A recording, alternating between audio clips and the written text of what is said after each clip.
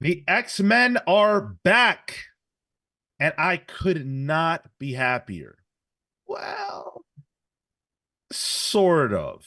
Hmm? So I'm really excited that the X-Men are super popular. Maybe more popular than they have ever been in my time as a fan of them, Sure. which makes me as happy as a pig in a playpen. What? Pigs are It's happy in playpens. interesting turn of phrase. They're in pig pens. A playpen is where children go. Where do you go? Um, so I'm really over the moon about it, and I can't wait to share my excitement with all of you about the X-Men. But also, I have some questions because while the world is talking about how amazing the X-Men are, and it's almost like, they remembered they exist. It's like Professor Xavier allowed us to recall that the X-Men are a thing. Well, Kevin Uh Feige did. yeah, Kevin. Yeah, Kevin Feige. Uh, in the comics, we have some different issues. So we've got a lot to talk about on the X-Men front, and also in what I am considering to be a mini deep dive. A mini deep dive. Hmm? We're going to talk about the origin of Free Comic Book Day. I learned a lot of things that I didn't know, and hopefully I can share some things with you guys that you didn't know. The gang is all here today. We have Cale, What's up, hot dogs? Marco, Power of invincibility. Tyler. That fucks up the stream. You can't do that. Yeah, that you can't throw me for a loop like that, Marco. I'm just What? like, all right, Marco disconnected at a weird point, and then all right. And I Tyler's here. guess, yeah, Tyler's here. And I'm Sean. Thank you guys for hanging out with us, whether you are live or in the future. If you are spending your Free Comic Book Day morning or in some cases afternoon, because we actually have listeners who, live in Europe and things like that, thank you so much. Thank you so much. If you're on your drive to Free Comic Book Day, I want to see some hauls. I Hmm. want to see some hauls. Discord server, drop those hauls, add us on social. What are you picking up today? Because I know I'm not going to be able to get anything. Word.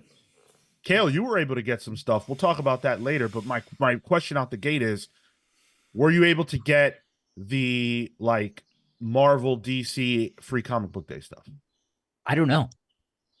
So my Oh, shop gives it out random, and they wrap them in bags, and they say, look, that's the point of Free Comic Book Day. I can't guarantee anything. Here you go.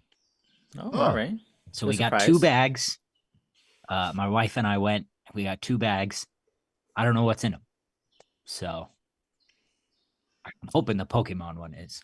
I can't Ooh. wait. I hope you're down to do that reveal Yeah, let's go. a little later on. That's phenomenal. All right.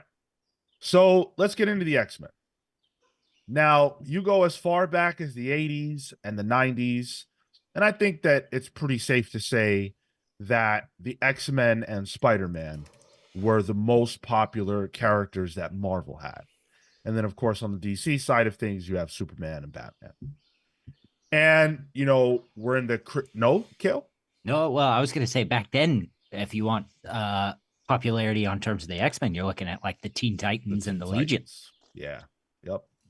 That's funny that the League wasn't the No. predominant team at the time.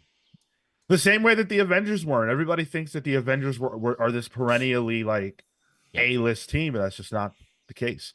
Um, but yeah, so you had the Claremont era stuff, of course, and then the Claremont Jim Lee booming 90s, the blue and gold X-Men and all that stuff. What the million how many millions of copies sold of Oh Giant yeah. Size?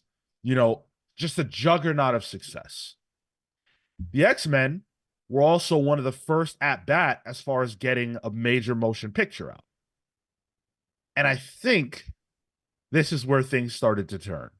Mm. Because gone were the colorful costumes and the comic booky fun stuff that we were used to getting from the X-Men if you were a child of the 90s or a teenager or adult who grew up loving these characters. Now they were in jet black, covert ops type Leather, outfits, baby. leather, and it was all sort of sexy, but also Sort of kind of sexy. yeah, but also a little sterile depending on what character we're looking at. Yeah, it felt sexless, but trying to be sexy to me. Yeah. Yeah. And it just didn't have the same heart and soul. I don't think. I'm not saying all those movies are bad, because they're not. Some of them are pretty good. Some of them are incredible. But we got a decade plus, well, nearly 2 decades actually, worth of movies with the X-Men from Fox. And I think that altered on some level the public perception of the X-Men. Do you guys agree with that?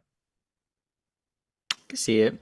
I think there was a like moving away from the comics felt like it's growing up, or it has to be a different kind of palatability for audiences. And I think that was that change to what you said earlier about even the costumes. Yeah. Yeah, I think even sort of drifting away from even the animated series, which, you know, at least visually was faithful to the comics. You know, just drifting away from that and taking it more seriously. You know, uh, yeah, I think that hurt it. I even think like with the movies, there was also a shift in terms of like the team dynamic. It became very Wolverine heavy, where it didn't really focus on the X-Men, but that's because of movie issues. That's because of Hugh Jackson was a huge star at that point, and Wolverine was a recognizable character, so that kind of shifted the team dynamic. Yeah, I think he's become the, what is it, like the Pikachu for Pokemon. You know, he's the emblematic X-Man, and whenever you associate them together. Yeah. And I think that was well before Hugh Jackman. But I think Hugh Jackman put the real life spin on it. You know, added that extra ingredient to the chemical concoction, the chemical X, if you will. Nice. There it is. Nice. I saw you working to it. And yeah, I mean, I think that it's almost like if you made a Dragon Ball Z movie and you took these characters that people love for powering up and having cool hair and, you know, fighting really fast, and then you made a movie in which they can't do any of those things and the hair looks like shit, and you get the guy who played Spike on Buffy to play Piccolo. That'll do some damage. Weird how that ever never happened. Right, right. Atomic Count says crowd is out the door at the LCS. That's insane. Oh yeah, Man. mine was around the block. We said, "Oh, we'll go to a different shop first." That's wild. I'm gonna have no luck later. Jetty Ty in the chat says, I feel it may have ended up looking like a Batman Forever or Batman and Robin if they didn't go with, I assume Jetty saying with the leather look in terms of the X-Men and their costumes. I don't agree with that. I think that there was a trepidation on the part of movie studios that the comic books were not to be respected as far as the look and vibe and feel. And you can sort of see that throughout the course of the 2000s and the way that comic book movies looked and how they didn't quite reflect the comics very well. That's one of the reasons why I'll speak for myself. Like, I have a certain fondness for the Fantastic Four movies because even though they're not the greatest, they do feel like the Fantastic Four. They don't feel ashamed. And I think Spider-Man also, Well, yeah. you know, reflects that really well. And the X-Men are sort of the odd men out there, the odd X-Men out there. And that aesthetic that the movies kind of adopted in 2001 X-Men, right? Or 2000 it came out. Then moved back to the books. It came back around. So Morrison's New X-Men, those costumes became a lot more, I guess, streamlined. They were leathery. You know, they had the black and gold, really. This thing behind me, if you're watching. So it even kind of fed into itself in the source material. And even then, it worked way better than those Yeah. damn movie costumes. Yeah. No, I Why? agree. Because they had Yeah. some damn color in them. That And- yellow popped. And then the movies wound up taking those costumes in first class and making them the costumes. So it's this cycle of like, well, that worked, that didn't work, and feeding And sucking the life out of them. Exactly. Yeah. Exactly. So the X-Men go from being, arguably the most popular comic book characters, at least on the Marvel side of things, for the 80s and 90s. The 2000s come around and, the industry collapsed. And it survived that, and we're still here today and everything else, but it collapsed. And it needed new characters and heroes to sort of take over the mantle. And when I started reading comics, which was in the mid 2000s, the X-Men weren't exactly that level of popular. You had the Whedon run, which was certainly a big deal because it was Whedon writing it, and that was coming off of Morrison, which was a big deal because Morrison was writing it and Quitely was drawing it. But after that, the emphasis on the X-Men seemed to die down. In fact, the storyline that started when I was reading comics was the Extinction, the Messiah Complex event. And this is already after Wanda said no more mutants, right? So the mutants have already literally been dwindled down. And then also, now they're being hunted in this event. The 2010s are when things really changed. Because in the 2010s, if you were an active reader of comics or lover of the X-Men on any level, you know what I'm talking about. All of a sudden, they were gone. All of a sudden, in the comics, they existed, but there was nothing new under the sun with them. Bendis, he literally brought the X-Men back from the past into the current time. And that was all he was really allowed to do. There was no forward momentum with the X-Men in comics. It's interesting because I remember when I finally got into weekly with the New 52, I'm like, oh, the X-Men makes the most next sense to kind of like get in as a franchise. And at that point, I was consuming all of the Claremont stuff. I loved it, and I couldn't get past to what you were saying earlier, the Whedon stuff, in the sense that there was no further continuation. I'm like, that's weird. This just kind of ends, and to not get too far away from the collapse of the industry. When I was also looking through long boxes, so much of what I could find were those 90s X-Men comics. They felt devalued. And there's at least when I was going through and collecting, like a stigma associated to these is just like they're a dime a dozen. And I never had that understanding until obviously later. Right. Yeah, absolutely. They milked the X-Men dry during the 90s with, random events and all sorts of garbage. But I think the public perception was still pretty good because the 90s cartoon was something that a lot of people really enjoyed. But then that went away. So the love for the comics went away, and then the 90s cartoon went away, and all we had, well, obviously the 2000s had X-Men Evolution, which was popular. And then later on we got Wolverine and the X-Men. But I think that the like fervor for the X-Men just wasn't the same. It didn't feel the same to me. Agree. Especially in the comics too. Like that was post Messiah Complex. I'm thinking that's like Fraction Gillen era, right? That's Utopia era. And it kind of hits a crescendo at Avengers versus X-Men. And then the comics was like, all right, well, check out these guys called Inhumans. All right. Well, before we get to that, the 2010s saw the X-Men fully de-emphasized in the comics, but not just the comics. Because across multimedia, you could see that the X-Men were not being featured in the same way. People like me were saying, wait a second, what is causing this? Why is it that all of a sudden there are no more mutants anywhere? Well, the prevailing rumor was that Marvel was deliberately doing this because Fox refused to give them the rights back. What changed? Well, now Marvel's in the movie game.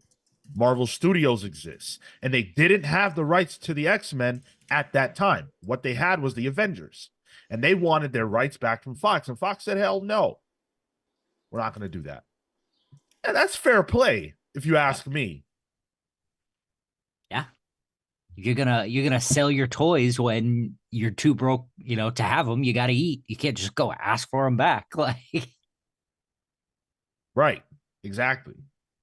And so, they went in a different direction. The notable things that, the Globe realized was really the video games, because there were no X-Men characters, or very few, in any video games that came out in the 10s. And the most egregious example of this is Marvel vs. Capcom Infinite, which is a gaming franchise notable for its usage of the X-Men that featured literally none that game. But Sean, you have Hawkeye now. Yes. Yes, and they replaced the Fantastic Four with Super Skrull, for what it's worth. I forgot about that. Yeah, good character. Yeah. But the Fantastic Four were experiencing a similar lockdown. And then, to make matters worse, the rumor goes that Ike Perlmutter specifically wanted to replace the X-Men in the comics across multimedia with the Inhumans. That shit didn't work. We got a TV show out of it, which was supposed to be a movie. Oh yeah. Did it get canceled too? Oh yeah. oh, yeah, it did. Yeah. No, So that I'm like, show did we get a was show? Ass. I mean, it happened. It happened. Some episodes were dropped. I think the first season happened, but I think it was canceled after that. It was just one season. I couldn't even finish it. And I'm an Inhumans guy, and that was rough. I was looking forward to that show like nobody's business. I came on this fucking podcast so excited for it. They were doing an IMAX release for the first 2 episodes and all that stuff. Man, that was one of the biggest disappointments of the modern era of, these TV shows and movies. They cut Medusa's hair. What the hell was that? Yeah, quick too. Wasn't that like the second thing that happened? Yeah, CGI budget was too much. Sorry. that was crazy. That was crazy. And all the while, Marvel kind of sort of denied this. And the funny thing is that we actually had Rich Johnston on the show a couple weeks ago, and I brought this up to him, and he said that Tom Brevoort never explicitly denied it. He sort of just said, what kind of company would ever do such a thing, right? Yeah. Well, Rich wasn't completely accurate on the podcast.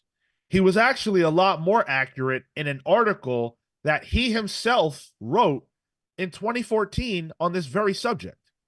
Sounds right. Because he was quoting from Tom Brevoort himself.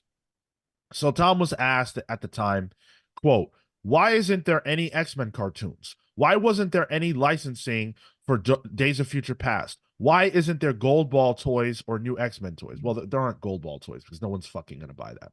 But, well, Tyler will. And then he goes on to say, and of course, no real X news at the Cup of Joe panel. So Tom said in response, you're talking about issues involving licensing and animation, and those are questions you need to ask to our people that oversee those areas. Okay, Tom. But then he went on to say, I will say 2 things, though, both of which are pretty self-evident. There are only so many hours in the day and so many initiatives you can have going on at once, so you need to pick and choose where you want to spend your time and your efforts. 2, if you had 2 things, and on one, you earn 100% of the revenues from the efforts that you put into making it, and on the other, you earned a much smaller percentage for the same amount of time and effort, you'd be more likely to concentrate more heavily on the first, wouldn't you? That's an admittance of guilt, if you ask me. I mean, this is what you get for being bought out by Disney at that point. You're going to get more businessy decisions like that. This has nothing to do with Disney. This is to do with Ike Perlmutter. Well, I know, but it becomes a bigger company at that point. a bigger company that's not going to risk, Yeah, exactly. losing revenue even on their most popular franchise if Yeah. another, if the rights are owned by another competitor. But it wasn't Disney's decision. By all accounts, it was Ike's decision. But that's like the whole Feige thing with Miss Marvel we talked about. Like, was that Feige's decision? No, but they understood at Marvel that this is probably the decision that would be best. I heard a rumor that the only reason we got a Black Panther and a Captain Marvel movie is because Kevin Feige agreed to make Inhumans. Whoa. Yeah. Whoa. I don't think Didn't you know guys that. actually Whoa. understand who Ike Perlmutter is. Yeah. Ike No, Perlmutter is the you're reason why absolutely we right. didn't get a Black Widow movie. This dude was a terror. He got his way even with Disney involved. So there you go.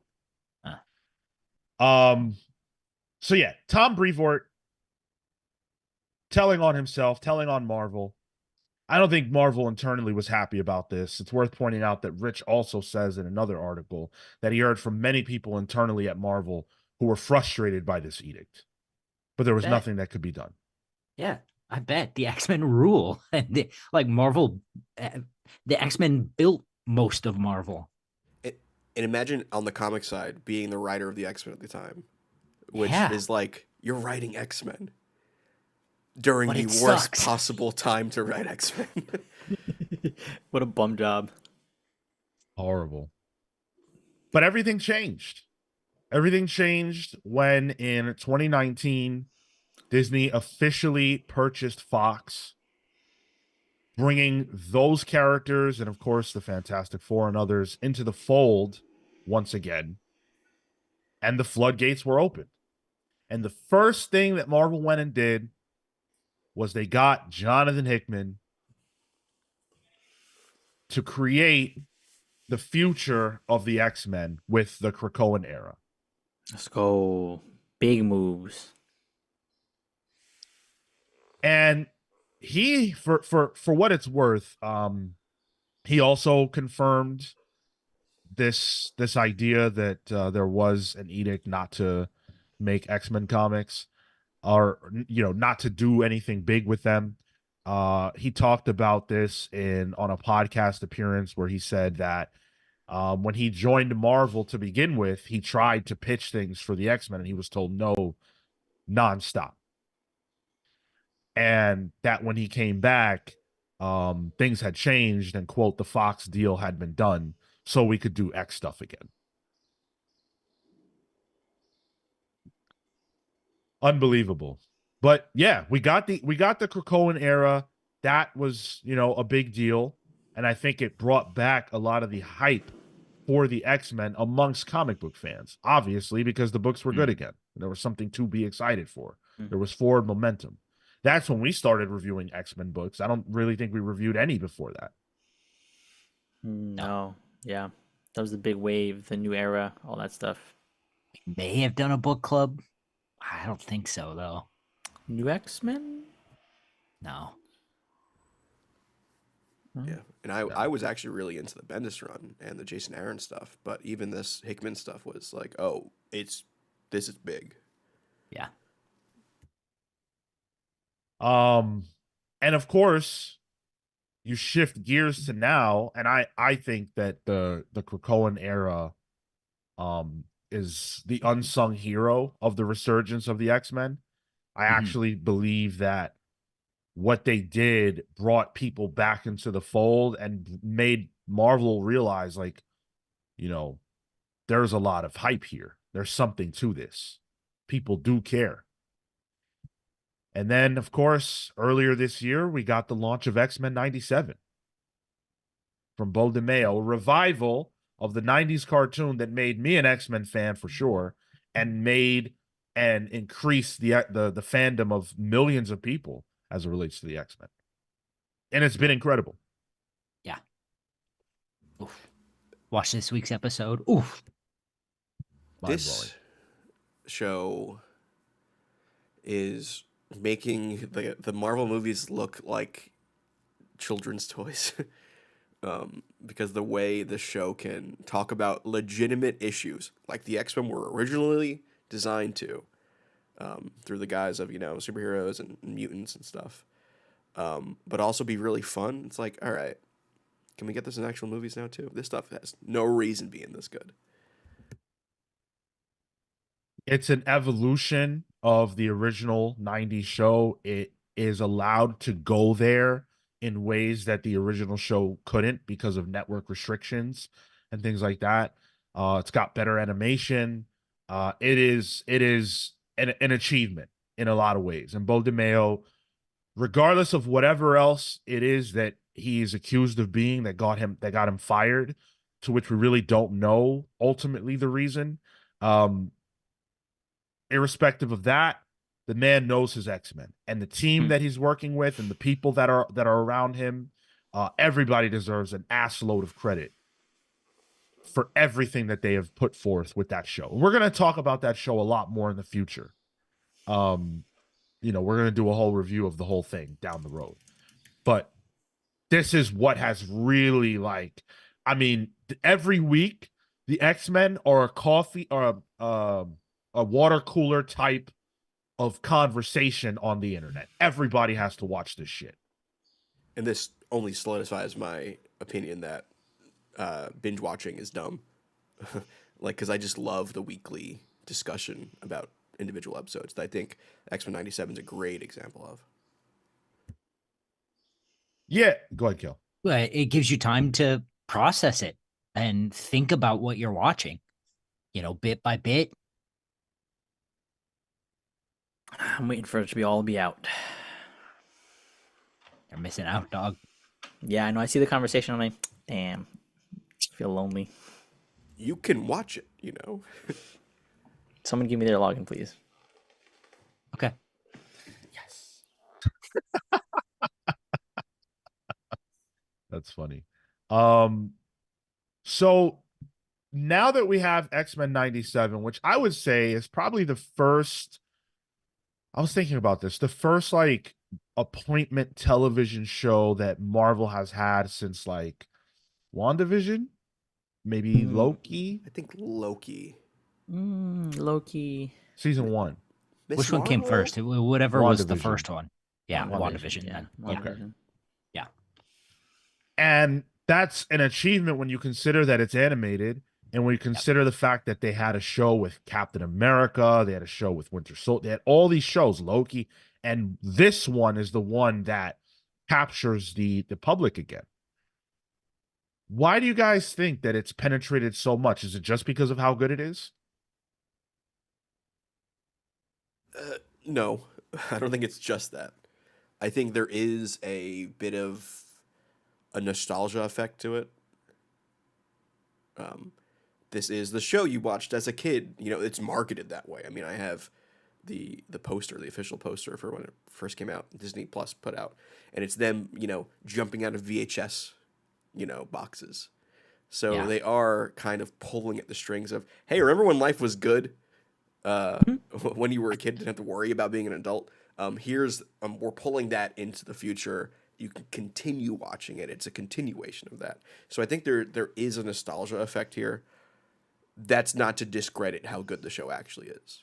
Because I would have watched this just for the nostalgia, and it would have been, all right, fine, cool. Wednesday, I'll check it out. Cool beans. But I think it's legitimately good as well. I think the animation has increased in quality from something like What If. I think whatever they're doing here, which has a bit of the same kind of computer animation going on that What If had, but this just does it better. So I think there's other factors here involved than just it being good.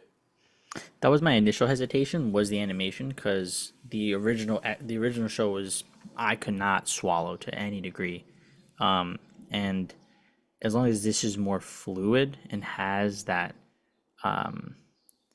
it just has that better production value, that's definitely going to be a win from my end, because I remember enjoying the storylines, but not being able to get past the art, which is why, what is it, not the new X-Men, oh my god, the follow Evolution, that's why I like that one so much better.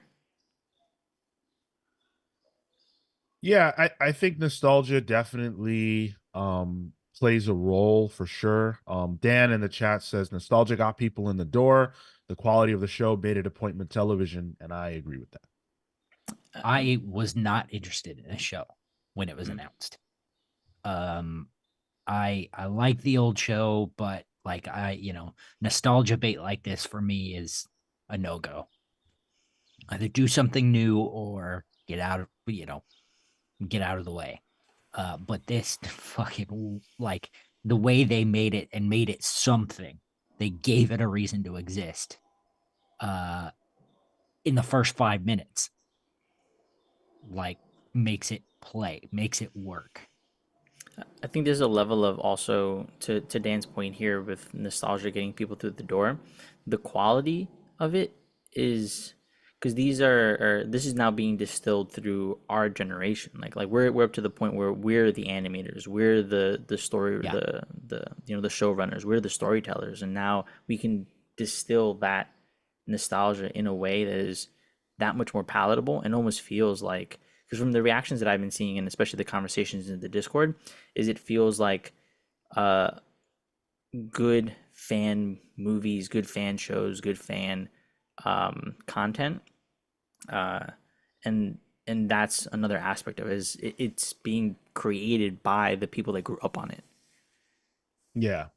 Yeah, absolutely. That they grew up on it, but they're not like they're trying to do the same thing that the show did, which in this particular case is actually deal with real topics and test you and make you think.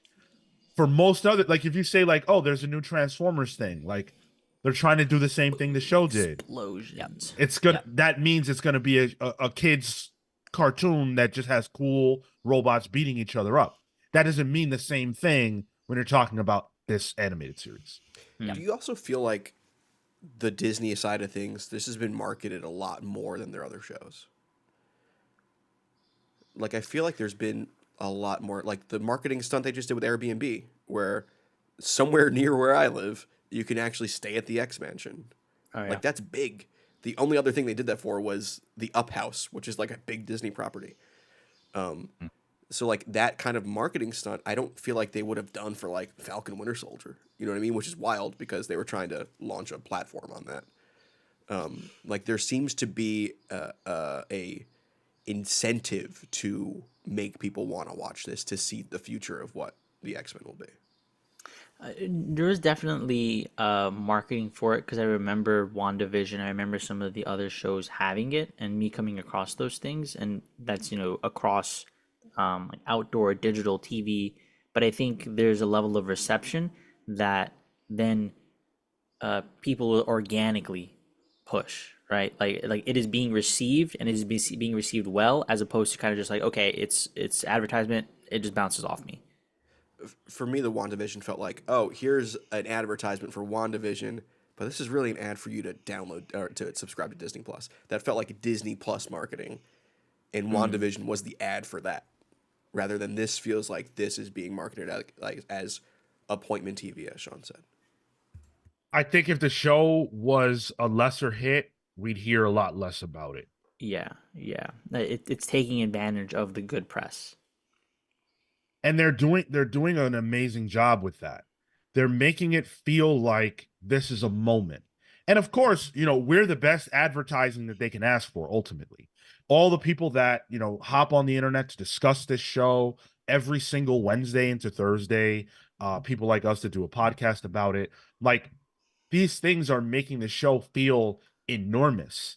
My question is, I have actually a few questions for you guys, but up front, is this sustainable?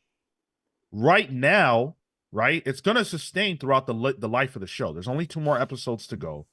So the show will resolve as an enormous hit and success for Marvel. I have no doubt about that, unless the last episode just sucks really bad for some reason. But can this hype transition into what happens next? Can Marvel keep this up? So Marvel has Deadpool and Wolverine as the next property to feature X-Men. Does the hype for this for 97 then get people through the doors to watch Deadpool and Wolverine?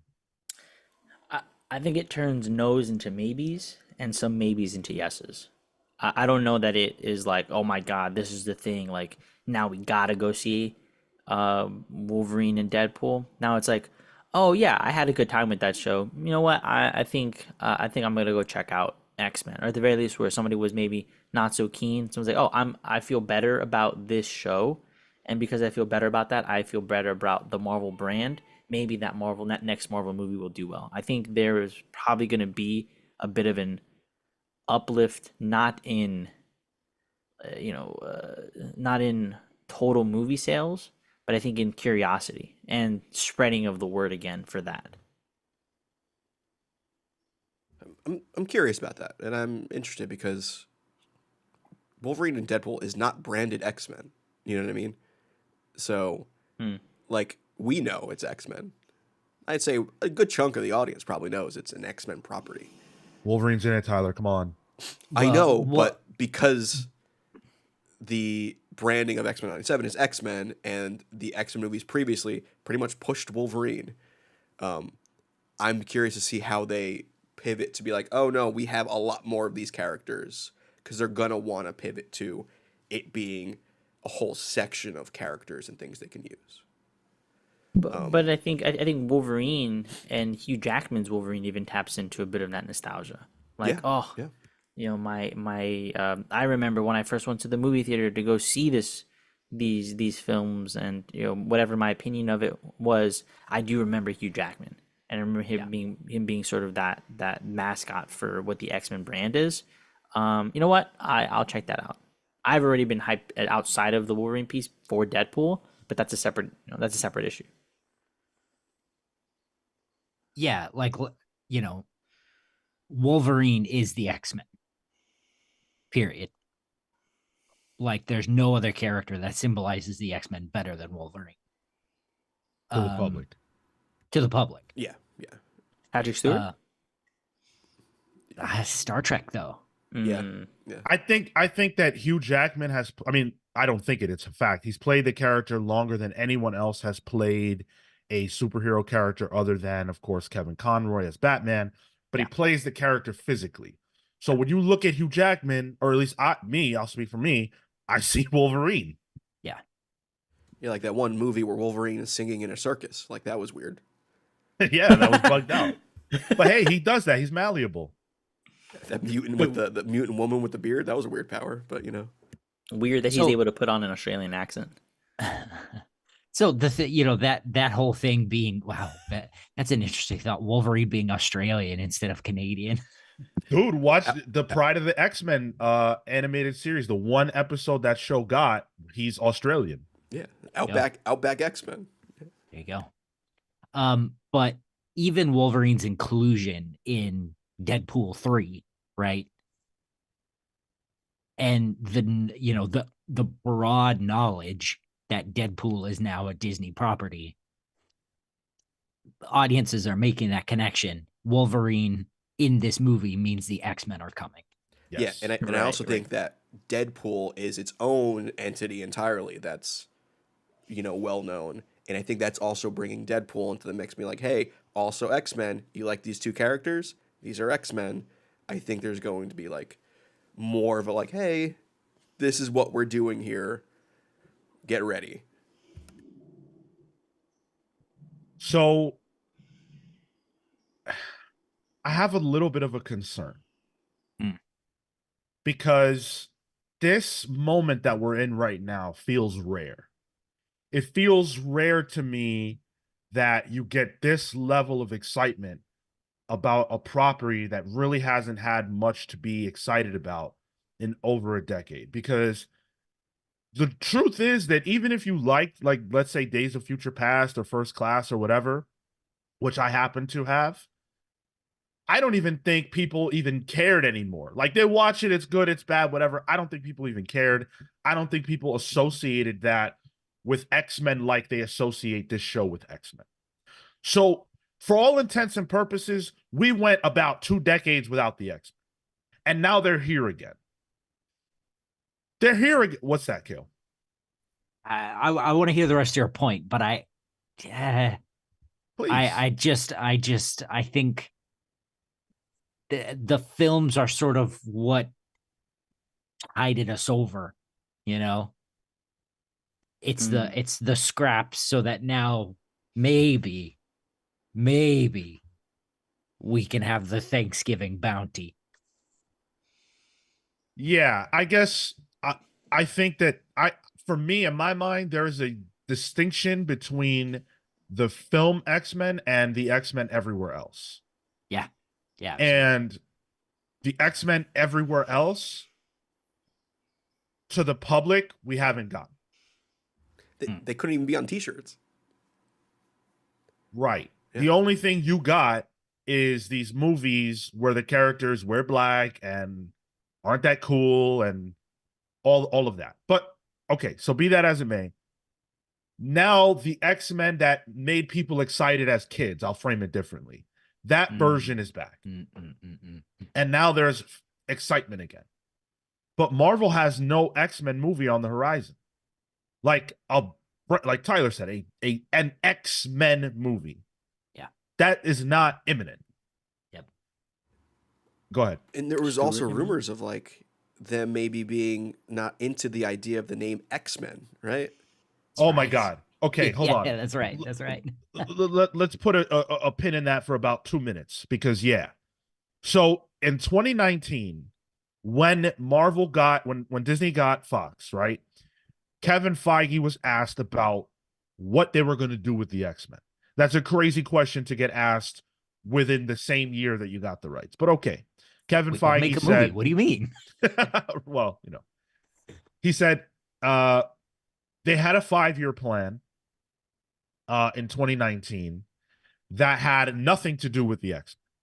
It was a 5-year plan that was put in motion for what we are seeing now for phase 5 and 6. Okay. Right.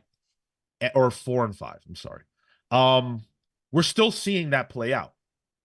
Now, it has been 5 years since 2019, but a lot of things happened since then. COVID happened, the strikes happened, and those things pushed things forward. They pushed them out. Yep.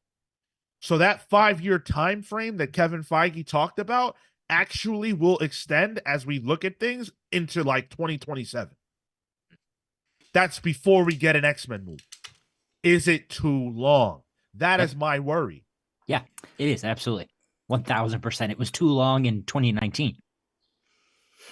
I think that they're doing the Thanos strategy where they're teasing these things out all in the back of the movies, and that's the thing that's keeping people on the hook. Miss Marvel is now a mutant. Okay, that doesn't go anywhere, but there's intrigue. We have this alternate timeline now where we have Hank McCoy there. Okay, intrigue. We just got this ancillary show in X-Men 97 to bring back that nostalgia. Okay, cool. We're keeping that going. Next is going to be Deadpool with Wolverine, which is somewhat associated. And I think we're going to continue to get teases in the backgrounds of these films of the X-Men to keep that fervor going because people now know that they're coming. I think that point is salient where they are coming and we know that they're coming, but let's not blow the load. Let's tease that out. Dude, blow the load. But I'm starving here. But was Thanos not that much more satisfying in an Endgame than if he had been in like Avengers 2? Nah, not to me. Personally, I don't actually think that there's a real comparison there. Sure. Okay, fair enough. Wait, in terms of just because there was story being told across multiple movies with Thanos. People didn't have, like, non-comic book fans didn't have a familiarity with Thanos. So all they knew was that he was a guy that was kind of powerful, who had some agenda to collect these stones that we saw throughout the margins of the movies, but they didn't know anything else. Everybody knows and cares and wants the X-Men. They're just being held back from us. We know what that is. We didn't know. Well, we knew, but general audiences didn't know what Thanos was. But I'm sure even general audiences now understand that, yeah, this is the X-Men, but what is the team composed of? Like, what is the team comprised of? Like, what is the They don't future know. mean for that universe? I'm thinking that it's a parallel just in the strategy of holding back on presenting a larger end storyline. Like that Thanos was the end beat in the same way that the X-Men is going to be the end beat for a new start. See, Oh, that's where I think after Marco's most pause-worthy description of coming and them loading, but I think Marco, you're sort of there. I feel like that. Yes, I do think they were trying to do a Thanos method for their next arc, but it was an X-Men. I think it was Kang, and I Yeah. think they got the X-Men suddenly, and that's why we're seeing things like Beast showing up in the Marvels, because they have these things now, and they're trying to fit a square peg into a round hole. They're like, oh, okay, well, we need to kind of do this. And honestly, I think the Jonathan Majors situation might have been the best thing to happen to the X-Men, because now we have an Avengers movie coming up that is kind of up in the air. And I think that could be a place to introduce something big like the X-Men. Secret Wars. If only there was an Avengers versus X-Men comic that they can draw inspiration from. I don't think that Marvel's pivoting at all. I don't think that they're going to move forward their X-Men plans. I don't think that that would even be smart to do at this point. I think that Marvel didn't think about they didn't know that COVID was going to happen in 2019. They didn't know there'd be a strike. If everything went according to plan, even if you adjust and say something might have gotten pushed back for some reason or another, right? Theoretically, phases 4 and 5 would be done within a year or so from today. But that is not the case. It could have even been done now if everything went off without a hitch, but that will not happen. Why? Because May 7th, 2027 is the release date of Avengers Secret Wars, which means that unless Marvel drastically alters their plans to all of a sudden fit the X-Men into them, and I'm not talking about fucking what's this guy's name that plays Beast? Kelsey Kelsey Grammer. Grammer. I'm not talking about Kelsey Grammer, right? I'm not talking about Hugh Jackman. I'm talking about whatever random ass people they're going to cast to play these X-Men down the road. They're not going to rush that process to get a movie out within the next 2 years. That's not going to happen. That Sean. sounds like a bet, listeners. If you Dude, want to make it. take that, Let's go. Let's go. I got a question, Sean. When did Feige announce this 5-year plan? 2019. 2019. Before or after the Fox buyout? After he was being asked what they were going to Okay, do. yeah, it with was the that. Okay. In that, yeah. Okay. They 'Cause then Secret Wars would have absolutely. Sorry, go ahead. because Secret Wars would have been part of that, and the Secret Wars that we're seemingly going to get is almost like a Fox universe colliding with. without Yeah. question. Okay, Yeah. and you think like it seems like that was the plan all along. My personal theory, and there's no reason for anyone to believe what I'm saying right now, I believe that they knew or had reason to believe that the deal would happen, because in 2017, that was when they first said that there was a deal that was possible. So I think that Kevin Feige was kind of like, okay, we're going to do our thing, but if we can make a Secret Wars movie in 2024, the goal is to have Fox characters in it. If we can't do that, then we can figure out something else and use the multiverse and variants, which they Yeah. easily could have done if they didn't have rights to Fox. That's my theory. But banking on having the X-Men rights to make an entirely new group of people play those characters, that's too much of a gamble in 2019. Which is why we're getting Kelsey Grammer, Hugh Jackman. Yeah. Okay. Exactly. Yeah. That smells. Dan says, I'd bet against Sean, but he's 100% correct. And if Dan the Truth is saying it, then I'm absolutely right. They absolutely need to drop an X-Men film in the next 2 years and rush the process, but they're not gonna. And whether that's smart or not, I don't know. It's an extension of what I believe is the misfortune of Marvel over the last several years.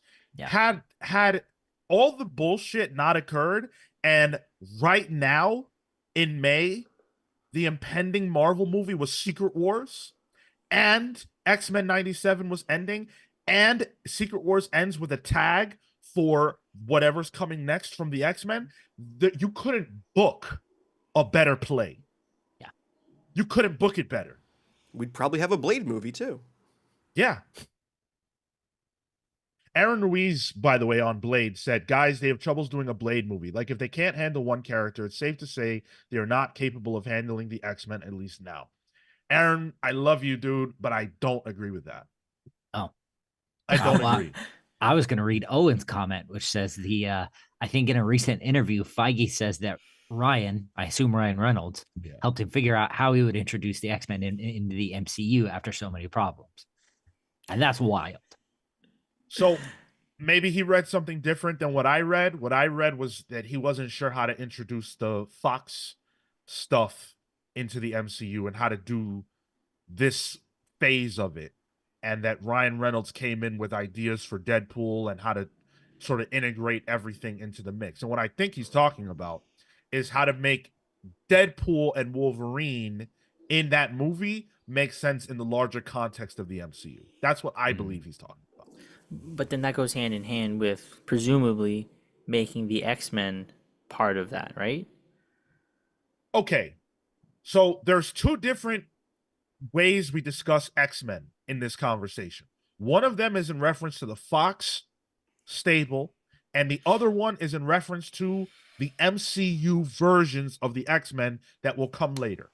I am saying we will not see hide nor hair of the second one until Secret Wars is over. The first one is what I believe Ryan Reynolds was saying he helped Kevin Feige figure out how to introduce. The Fox portion of the X-Men. How to integrate that.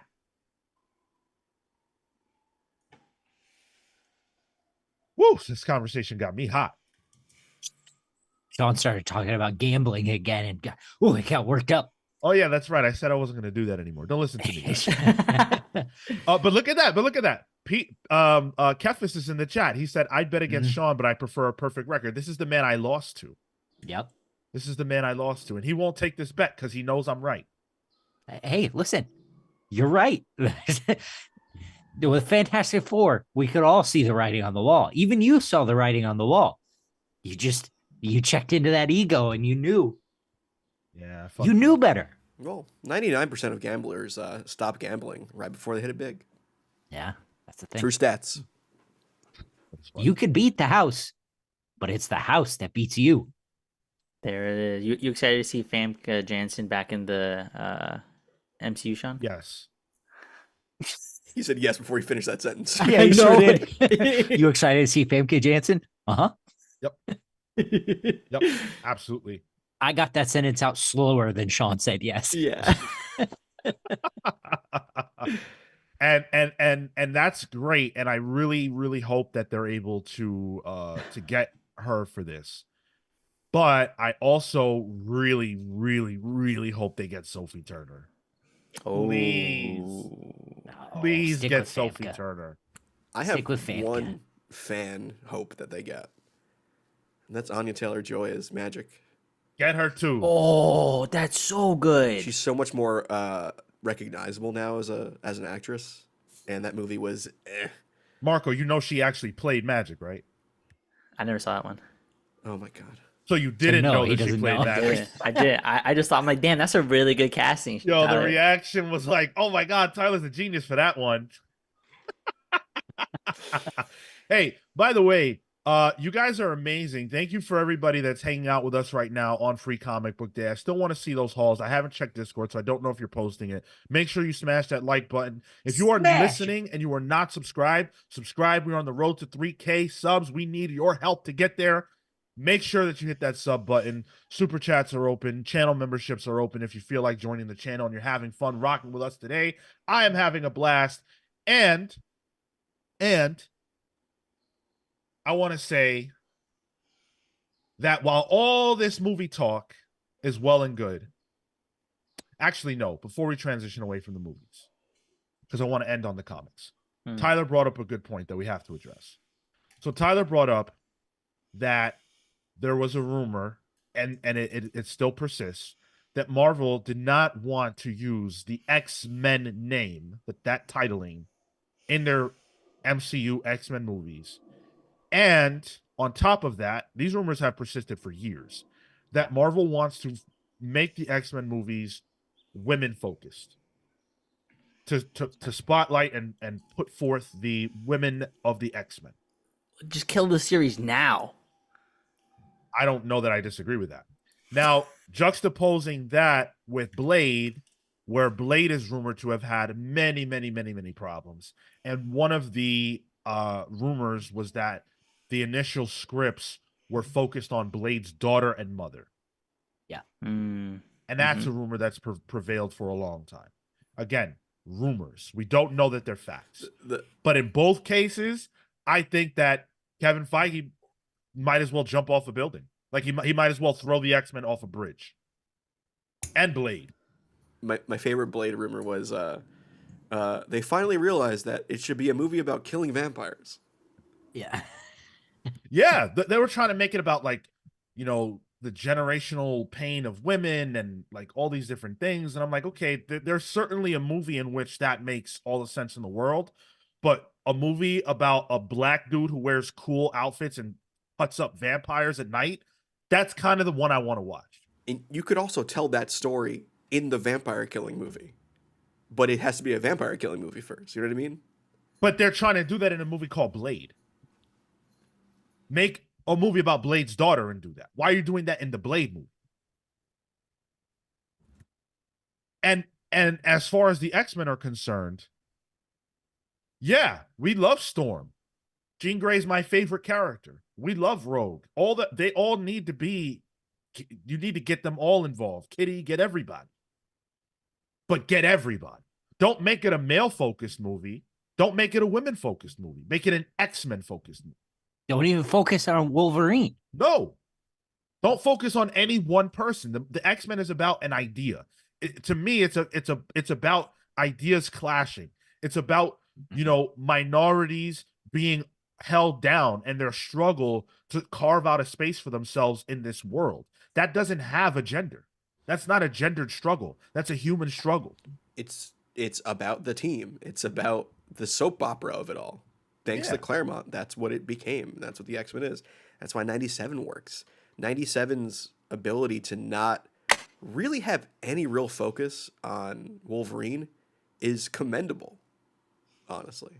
Because it's bucking the trend that X-Men's done. They can't use that old guy's voice for Wolverine too much anymore. He does sound very old. I mean, we watch that show. He's got 2 lines and then he growls the rest of the episodes. And like, give me the login. But every other character, well, Morph, you know, also Bishop, also, but like outside of those guys, everybody's got their shine. Like everybody's got a storyline. Everybody's involved. It's not just Rogue and Storm that have storylines that are interesting. And I don't want that. I want everybody to eat. And if they're smart enough, make it about the team, and then you can spin off into solos. I know they've wanted to do that in the comics for years now. Maybe they can do it in the movies. Maybe we can get a Storm movie down the line, but the X-Men need to be about the team dynamic. Yeah. Aurora is leader of the Morlocks. It's going to be a while before we get that in the movies, Mark. Well, I mean, you could spin that off in the animated. They've done that. Yeah. Oh, there you go. I love today's bit of Marco coming up with ideas that have existed already. You guys see how Marco has behind him the dark side is? I'm thinking like Marco is blank. And I would ask you guys to fill that in, but I know you don't know how to do that. So, but I'm thinking like Marco is blank. I got some answers. Just blank. Just blank. That's the answer. His Blank. brain is blank. I don't know. All right. All this excitement, all this hoopla about the X-Men, you know, as big as they've been in 20 years, whatever. All this praise. But then you go to the comics and it's a completely different world. You go to X-Men Twitter for 97, everybody's happy, right? You go to Well, X-Men, except the Gambit fans. well, they're sad. Yeah, they're Yeah. you go to X-Men Twitter for the comics, and everybody's angry. It's like that meme of Mr. Incredible, the light side and the dark side. Yeah. It's like a eulogy going on X-Men Comics Twitter. We're going to be doing a eulogy in a few weeks. Yep. X-Men Rest in Krakoan peace. era post-mortem is going to be happening. But it's embarrassing almost. Yeah. It's an uncanny difference. I don't know An about astonishing difference. I don't know about embarrassing. I'm embarrassed. It almost feels like a necessary stopgap. Does it suck right now? Yes. I think it sucks. But I think if they're trying to line things up from a top-down perspective, or the bottom trying to line up to the top, we're gonna have some growing pains because of how different Hoxbox was. They could have done so many things to make this more fluid and better. Oh, I don't disagree. I don't disagree. Especially on the timeline of a film. But I think they're probably doing it too quickly. I don't know who said it. It might have even been Rich or BJ or somebody who's been on the show, where it sounds like they're screeching to a halt. Yeah. Or feels like. I think we've said that. Yeah. I still don't say that, but either way, the comics aren't good. And that is a problem. It's a problem that Marvel's X-Men comics aren't good at a time when people are talking about the X-Men more than they have in 20 years. That shouldn't be. And I'm even more puzzled now than ever as to how Marvel allowed this to happen. They fully control their own slate of books. How the hell did this happen? Why are the books this bad? But do we worry about the cross contamination there? Because I mean, I feel like we've been in agreement that those are different audiences. Those people don't pick up the comics necessarily. Go ahead, Cale. Well, I mean, they're certainly not gonna now.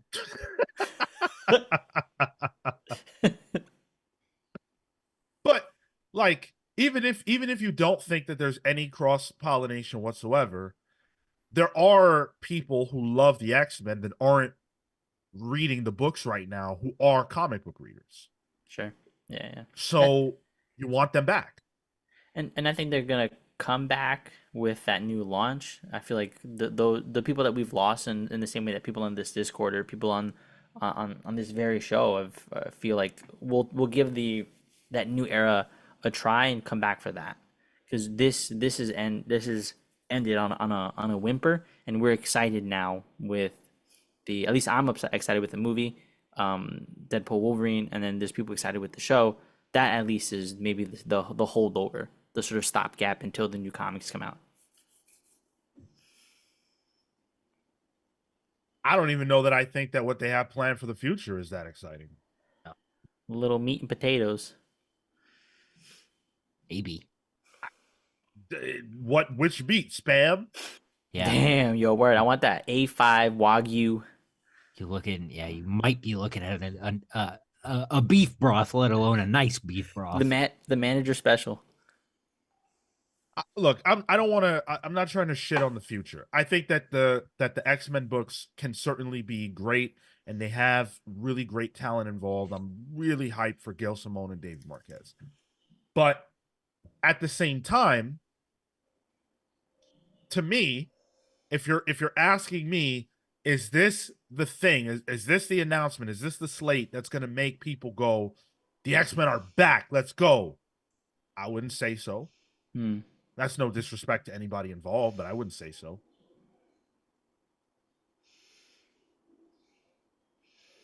I'm more hyped for X-Men 97 every week than I have been since Hoxpox. Now, when I think the X-Men are back, I think the X-Men 97. I'm walking around the house going, well, Magneto was right. This new slate of X-Men from the Ashes, my general opinion on it is wait and see, because I think what I've been reading the X-Men over the past year has just been so unenjoyable to me that now it's just like, oh, all right, well, I'm not gonna get burned again, so I need to just I'm gonna do the blood hunt method, zero expectations going in, and maybe it could surprise me. Yeah. Yeah. But I mean, we need the X-Men to be phenomenal. And like, we just have to know that, you know? And when Hickman was announced as taking over, you know, it's just like we knew. Thank we you. done knew. No worries. It wasn't a question. But that's just, I think that's a general issue with Big Two comics at that point. It's just that there's no real stars like that they can announce that can blow your pants off, like Hickman being on the X-Men was. They put the money into it. They certainly can. Well, I think they would have had to done that years ago to build up to having stars that could be announced on this book. I don't think so. I think that the comic book industry has a lot of people that are very, very popular, and they just don't want to work for Marvel's wages. Yeah, I think it's a money thing yet again. Yeah, I don't think it's an issue of there not being stars in comics. I think it's an issue of Marvel not paying and DC not paying. I'm not saying not stars in comics. I'm saying no stars at Marvel or DC, because why? Why would somebody who has good talent go to something and do their best work where they don't get? I mean, this is exactly what Marvel Comics thought about the X-Men. It's how creators think now about their work. Why do all that work and get half of the benefits from it when I can do it somewhere else? And I think they should have gone and gotten one of those stars. And I think that Marvel can afford to do it if they want to, but either their budget is capped or they just don't think they need to or whatever. But they're not paying enough. They're somehow paying enough for an Alien versus Avengers book, apparently, to get, the Secret Wars team on that. But I mean, that's probably where the money went, the licensing there. They need that book to be huge. Absolutely. Yep. And I think they need the X-Men to be huge. I'm still in the camp that says I think they went for Jim Lee and he said no. And everything they're doing now is all they could do. But damn, imagine. Who knows? Maybe one day we'll know, but I'm bummed about the state of the X-Men in comics. I mean, the books they have now certainly are books that sell. They still sell. But they're not very good. And who said there was a comment I really, really wanted to read here? Robotters 100. It was time for Jordan White to step aside with how everything was handled. I'm so glad you said this. People say on this podcast, we've said it. People say online that the stuff feels rushed, and that's why it's not very good. I don't have a short memory. I remember that 1 year ago, we felt like shit was off the rails. Yeah. Yep. Completely. Yep. It would have been since the Sinister era, right? Yeah. Oof. Completely gone. Off the rails. Crazy. And I go even further back. And I look at X lives and X deaths. And that is where Moira got ruined. Yeah. And Cale agrees because the thumbs up is there. That's right. She became the robot that turned on everybody. And I also remember in August of last year saying on this very podcast that I was livid with the X-Men because the Fall of X titles made no sense. Yep. And they put Spider-Man, or they put Nightcrawler in a Spider-Man costume. So Nothing about this feels abnormal to me because ever since Hickman left, they've been doing shit like this. Yep. Yeah. I don't know if this is what Robotters is saying, but the sin that Jordan White committed was allowing the room to push Hickman out. Crazy. This whole thing was Hickman's idea. It was his room. He was leading it, and by all accounts, everybody was having a great time, but they didn't want to move forward. Hickman said, okay, well, then I got to go. The fact that no one stepped in and said, excuse me, Jonathan, I need to beat the crap out of everyone in this room right now is insane. Bit of students running the classroom, it sounds like. Yeah. That's clown shit. That doesn't make any sense. You had something good going, and no one from the top says, wait a second, we want what we paid for. Marvel did not pay for this. They paid for Hickman to take the X-Men to greater heights. How is this the way that is ending? They had about 6 months of that. They had like a year and a half. I'll meet you in the middle and say 8 months. I say things were good up until Inferno. When Hickman left and Inferno happened, to me, that's when it was all over. Yeah, how's that X of Swords omnibus, Sean? You're right. X of Swords, I think, is the indicator. Hickman was there. Yeah. His parts were good. Oh, that's fair. It wasn't He wasn't the problem. Hickman wasn't the problem. We can talk about the problem if you really want to, but it wasn't Hickman. We got to show for that. Because even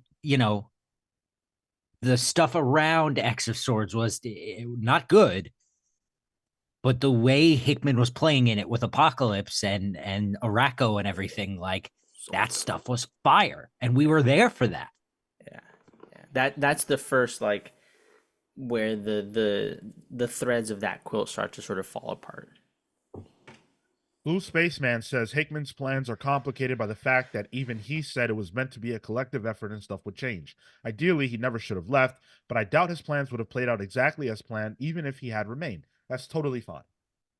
That is completely fine. But when you have a band, like a marching band or like an orchestra, right? There is somebody who is orchestrating. You know, there is somebody who is, sorry, Marco? Conductor. Yeah, thank you. There is a conductor. And I think that Hickman was playing the role of the conductor. Yeah. And yeah, you know, Teenie Howard had her fiefdom and she was allowed to make decisions, and that's great. And I thought Excalibur was awesome. And so everybody was allowed to do what they were going to do, but they were following the lead of Hickman. Now they're following the lead of who? Like Gillen took over the role, yeah, but not really. Exactly. Hickman was literally head of X. That was his title. Yeah. Head of X. How do you give that up? It wasn't head of 10? Might have been. Who knows? Chad Cowder asks, do they spread the X books out too much? Like too many books to keep things good? It will be like that if Brevort's to be believed. What did he say? He wants a new book every month? Feels like that now.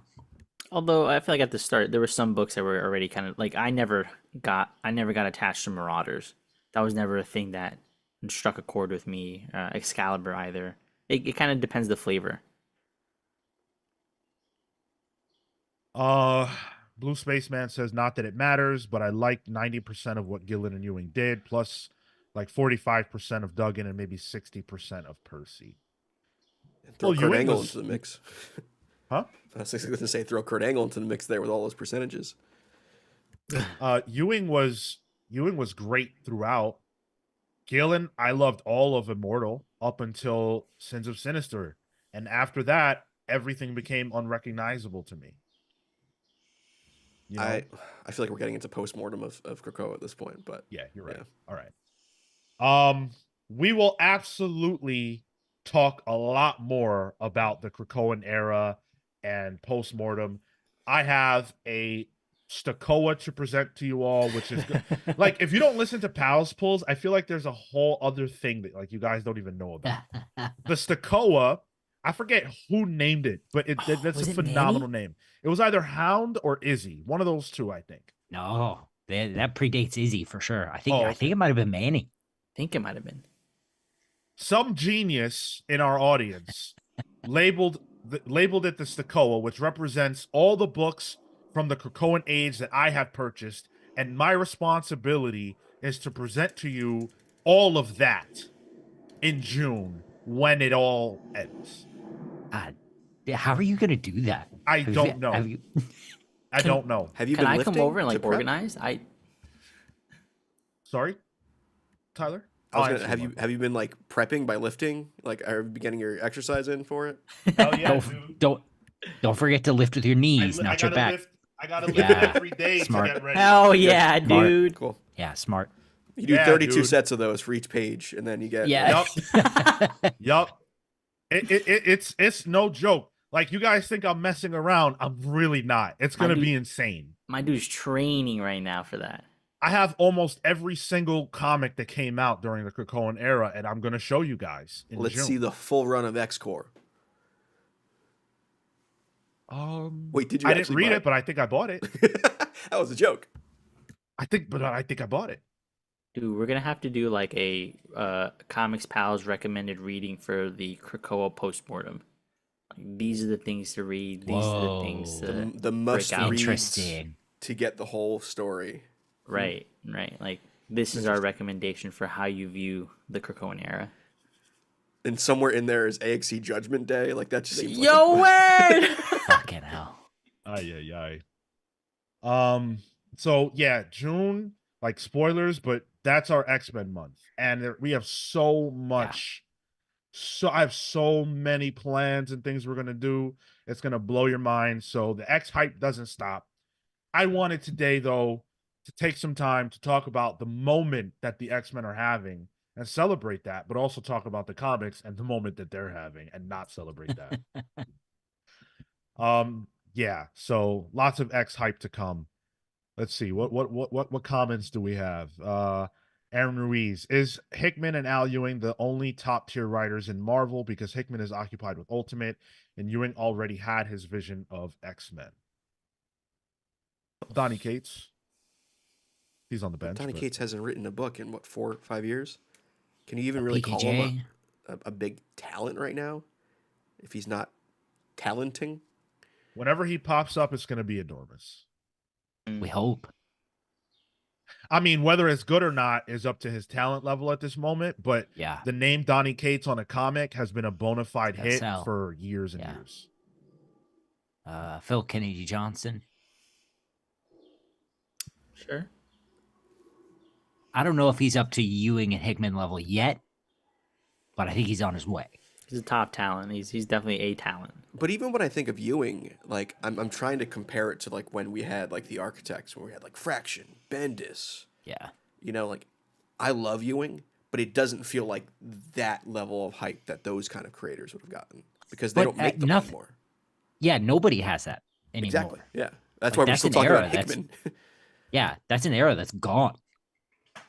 I don't think that Al Ewing is the kind of writer who would ever get that position, because he doesn't write like blockbusters. Yeah. He's not a popcorny kind of guy. When he tried that with what was that? New Avengers. Mm. I think it was New Avengers. That was god awful. And that was a long time ago, but that was a really bad That was series. Squirrel Girl was on the team, right? Mm-hmm. Yeah. I would like to read that again and see what I thought about it, but I remember despising that book. I remember liking the content. The art was a little Sandoval. Diodato. No, it was Gerardo Sandoval, I believe. Yes, it was Sandoval. It was very, who's the guy that does Battle Chasers? Joe Mad. It's very Joe Mad Mad Joe. ish. You know, I think he had just Mad Joe. Marco just coming up with Game of Thrones characters all of a sudden. Oh, that's I just, and even think about, like, you remember that small period of time where, like, Vita Ayala, Leah Williams, and Teenie Howard were like the hot three, Mm-hmm. Yep. you know, and they were all over Marvel. Mhm. But, like, I don't even know if we can get that anymore. And that wasn't even that long ago. I mean, listen. To be a star, you got to do star stuff. And the moment that one of these creators gets to that level, they do other things. So it's very difficult. It's just difficult. And I feel like there aren't a lot of writers right now who care to write in the blockbustery way that Marvel and DC need to sell big books and do events and everything like that. Like even look at Brian Hill.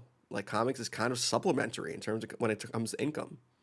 Yeah. You know, it's Yeah. just the money isn't there to maintain it as your top choice of profession, really. Golly, we are over an hour into this. There are so many comments to address. Like, we have a whole show to do. This is crazy.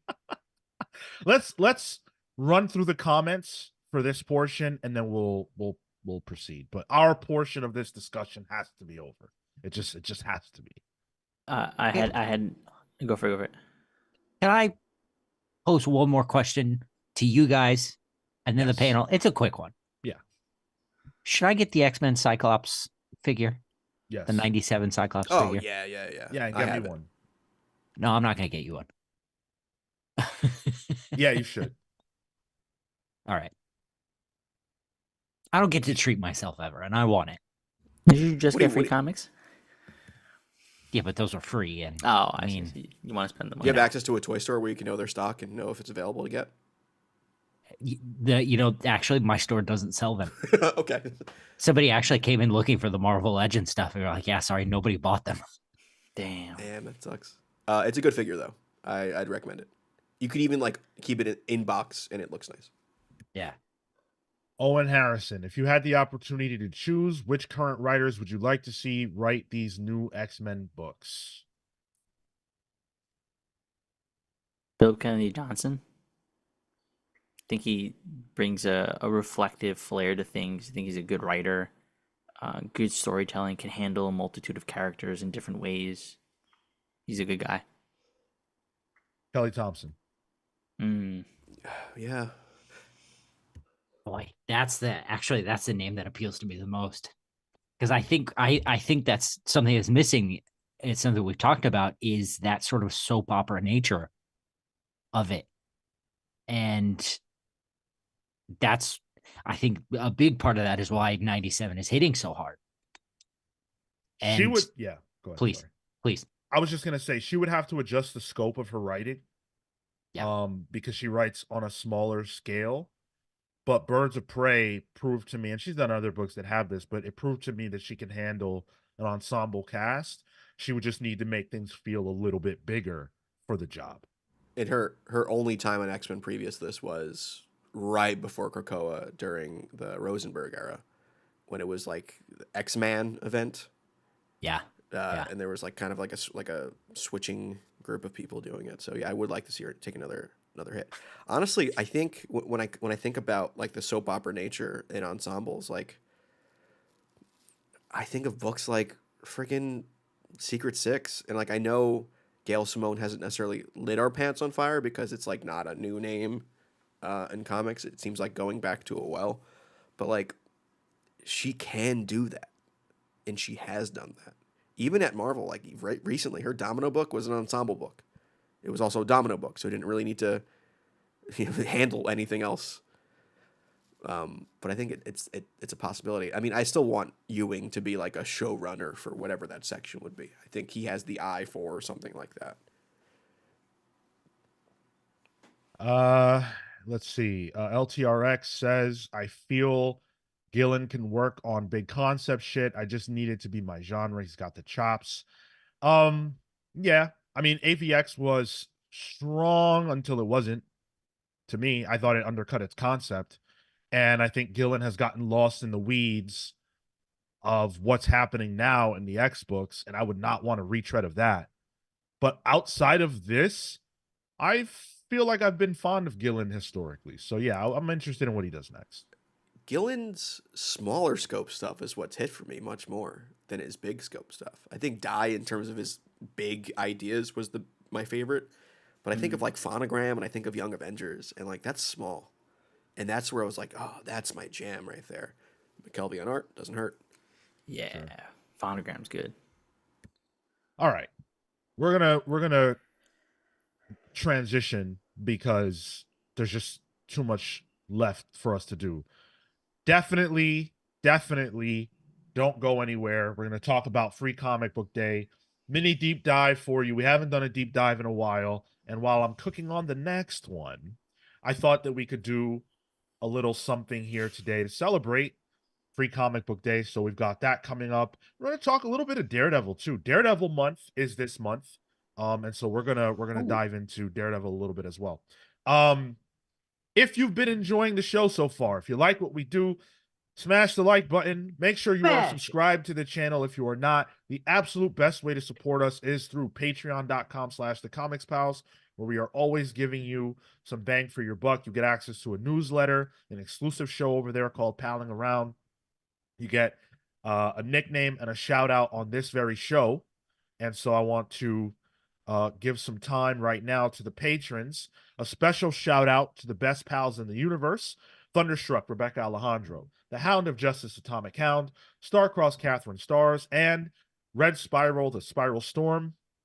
And also, I want to say thank you to the Night Stalker, Harris Dajinski, Brian Demolished Del Pozo, Kefis the Incorruptible, Momentum Mike Elliott, Dan the Truth Trudeau, Jalen the Sanguine Sorcerer, Marley Manistorm, Slow Flow Dameron, Christian, Uncaged Harriet, Always Laughing, the Spirit of Justice, Izzy Spears, the Great Destroyer, Hyper Viper 89, the Storm of Pain, Sanji San, and Adam and Bernie, the Best Boy. Whew, that list is getting long. Thank you all so much for the support. We really appreciate y'all. I say make the list longer, people. Yeah. Just even if it's just to mess with Sean. Yeah. Someone told me the other day that one of the things that they appreciate most about me is that when I'm passionate, I talk so much and so fast that I almost lose my voice. So and I have asthma, so it's hard for me to like keep a breath. So if you want to make me lose my breath during the shout outs, then definitely jump on the Patreon and you get a snazzy, Pals verse Origin there if you like that. Make sure you vote in the listener pick poll, which is up every single Thursday at 5 p.m. Just before Pals Polls goes live at 6 p.m. This week we've got Blood Hunters #1 on there. That's coming in at 14%. That's a Blood Hunt tie-in. So if you want us to follow that, let us know by voting. Ain't No Grave #1 at 13%. That's a new Scotty Young image book.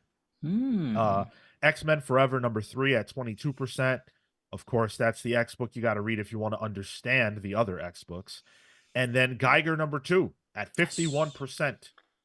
Killing the game right now. I asked if you guys want us to keep up with Ghost Machine and Geiger. At the moment, we're receiving a resounding yes. So keep the votes coming to let us know what you want. I voted Geiger, personally. Same.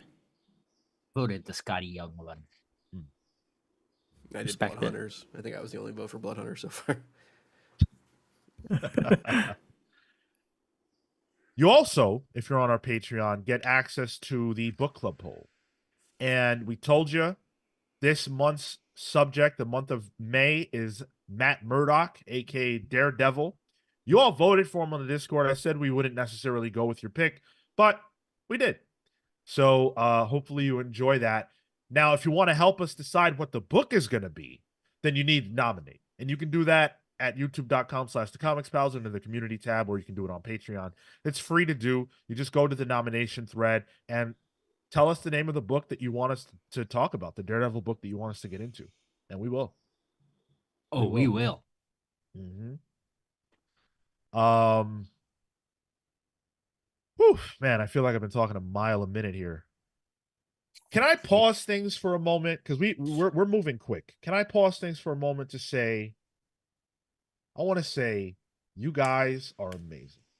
That's what I want to say. Thank you. You mean us, right? No. Oh. No, you guys are great. Wow. Too. Damn. But think about the month that we just had. So we had a string of 1K episodes. Thank you guys so much for that. We're deeply grateful. For the main show to do 1,000 without a comic book guest like Jeff Johns or something like that is really cool. We did 1,000 on the Tom King episode, which was just us. And it's so encouraging and emboldening that you guys show up and support episodes where we don't have some major guests to come on and wow you with some news, or like Rich Johnston, that did 1,000, BJ did 1,000, you know, and I would expect it for Rich, but you know, you guys really are showing up for us in a major way, and I think I speak for all of us when I say we're beyond thankful for that. God bless. Yeah, feels like we're in a different zone right now. And I'm like, it's so cool to see names that I've been seeing for years when we didn't have this type of success that are still rocking with us, still show up every week. It's super cool. So shout out to you if you're one of those people, and shout out to you if you're just giving us a shot. And shout out to the new people who are just finding us and are jumping in. Yeah. We've had young people jump into the Discord and are asking all sorts of questions, and they're in the chat for, you know, pals pulls and, you know, rubbing elbows with people like Hound, and it rules, man. Mm-hmm. Having the time of my life right now, and it's really due to you guys. So I don't want to spend too much time on it, but thank you. We're on a countdown to episode 400. This is episode 394. So episode 400 is just 6 away. And we're going to go all out. That episode is going to end up being in June. It's going to end up being on Tyler and I's birthday weekend. And we're going to do a lot. I want to do a countdown to something. I haven't decided if it should be like our favorite interviews that we've done, or our favorite moments across the 400 episodes, or what the theme should be, but we'll kick that off next week, whatever it's going to be. What do you guys think? I had the TikTok memories show me one of my favorite moments that happened a year ago the other day. So Oh yeah, that's right. Between the three of us reposting that, and if you're not following the Comics Pals Instagram, I recommend it for that alone. Between the three of us and the Comics Pals account reposting that joke, I watched it at least 12 times. Yeah. And I laughed just as hard every single time. Marco got so hard. It's so funny. I had people reach out to me being like, Marco, come on. I'm like, I never heard of it. It wasn't my fault. Can you guys explain the joke for people who don't know what you're talking about? So, well, Sean wasn't there, so I hosted. So explain it to him. Whoops. Yeah. I know. Whoops. But we were talking about CinemaCon. And so, you know, I was controlling the flow of the conversation, which is too much power for me. And I asked Marco if he would actually check out other conventions like SawCon. Marco, SawCon? the sweet baby boy that he is, Like then a said, Saw convention? SawCon. And I leapt at the chance to say, sock on these nuts. And I walked right into it. Unreal. I was basically Wile E. Coyote stepping off the cliff and going, oh no.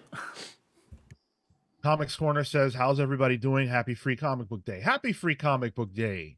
Comics Corner, haven't seen you around here. Thanks for joining us. Have you gotten your haul already? Comics might Corner be. just sounds cozy, you know? And a happy Free Comic Book Day to you, sir. Kill. Yo, Let's turn over to you, man. Let's see that haul. I want to see something. I haven't seen anything all morning. all right. Whip it out. So Cale has a bag. He doesn't actually know what free comics he got. So he's learning it while we're learning it right here live. So I got 2 bags. Bag 1 or bag 2? What do we Let's go start with with? bag 1. Bag 1. What? Hey, good choice. Oh, Right, here we go. I live in Liverpool. I live in Britain. So Forbidden Planet is the big store here. So shout out to Forbidden Planet. They're affiliated with the New York City one, right? no, separate. No, now, I not believe. anymore. Oh, Yeah, okay. not anymore. They were. Right. All right. Let's do this. Right? That was a very sassy Yeah. bag opening. Yeah, that was Cale forgetting this is also published as an audio podcast. I'm the only one that remembers. All right. So first, we've got Hellboy. Oh, nice. That Not bad. makes sense Is there to me. AI generation in that one? Great question. I don't know. It features Netflix's Stranger Things, so I'm not excited. I will tell you what I am excited about, though. The next one, Gotcha Man, Hey, Battle you of the got Planets. it. Ooh, baby. Oh, That's what you Cullen were Bunn. excited for, right?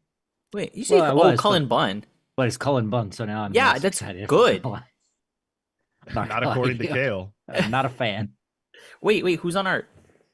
Uh, the credits I have are Edwards, Orlando, Batista, Hansen, and Lobo. Great law firm. Highly suggested. Chris Batista, Daniel Hansen, and Kath Lobo. There are 3 stories in it, apparently. Nice. So episode 0 is Cullen Bunn. The second one is Tommy Lee Edwards, and the third one is Steve Orlando. Oh, And I got the Chris Somney cover. I'll put that up there again if anybody's. Wow, I love Gotcha Man. Battle of the Planets is so good. These costumes are so fly. Oh, okay. Talk about fly. I got the Blood Hunt one. Ah, Whoa. nice, dude. Hell yeah. Damn. Jed McKay, Sarah Pacelli, Federico Blee, with the Uncanny X-Men, I guess, backup by Simone Marquez. Good. Who will bite it? I'll tell you who will bite it. Whoever's dying inside. nice. I don't know what this is. Wait, that sounds familiar. That was explicitly given to you. They saw you and were like, oh, give it to that dude. Do you know what this is? This is Fallout Boy's Pete Wentz's comic book, Dying Inside. Ah. So it's from Vault. It's Pete Wentz and Hannah Klein and Lisa Sturl. Lisa Sturl's good. That sounds familiar. Okay. Art looks actually really good. I'm just gonna show a random page here. I don't know. Oh, nice. I'm into that. All right. Ooh, this one's turned backwards, so this will be a manga one. Oh, One Piece one. Nice. Which one? Ace's I heard about that. story, the manga. That's based after the Netflix show, right? I think so.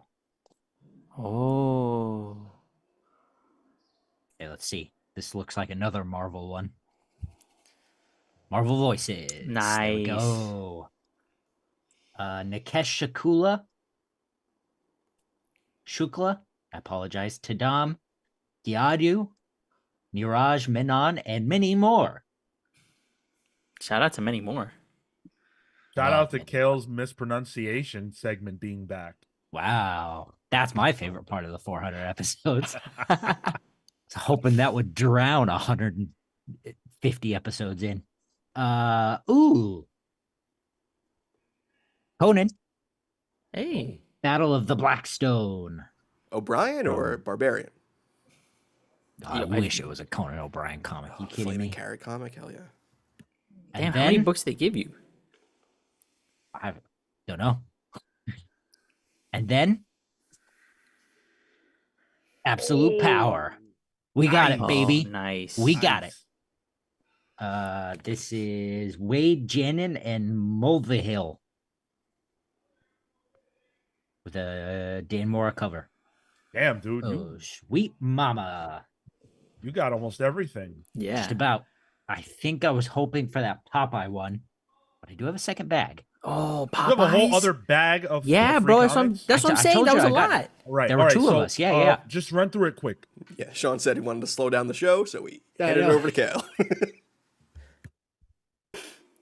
Well, this one looks just as thick, to be honest. Maybe thicker.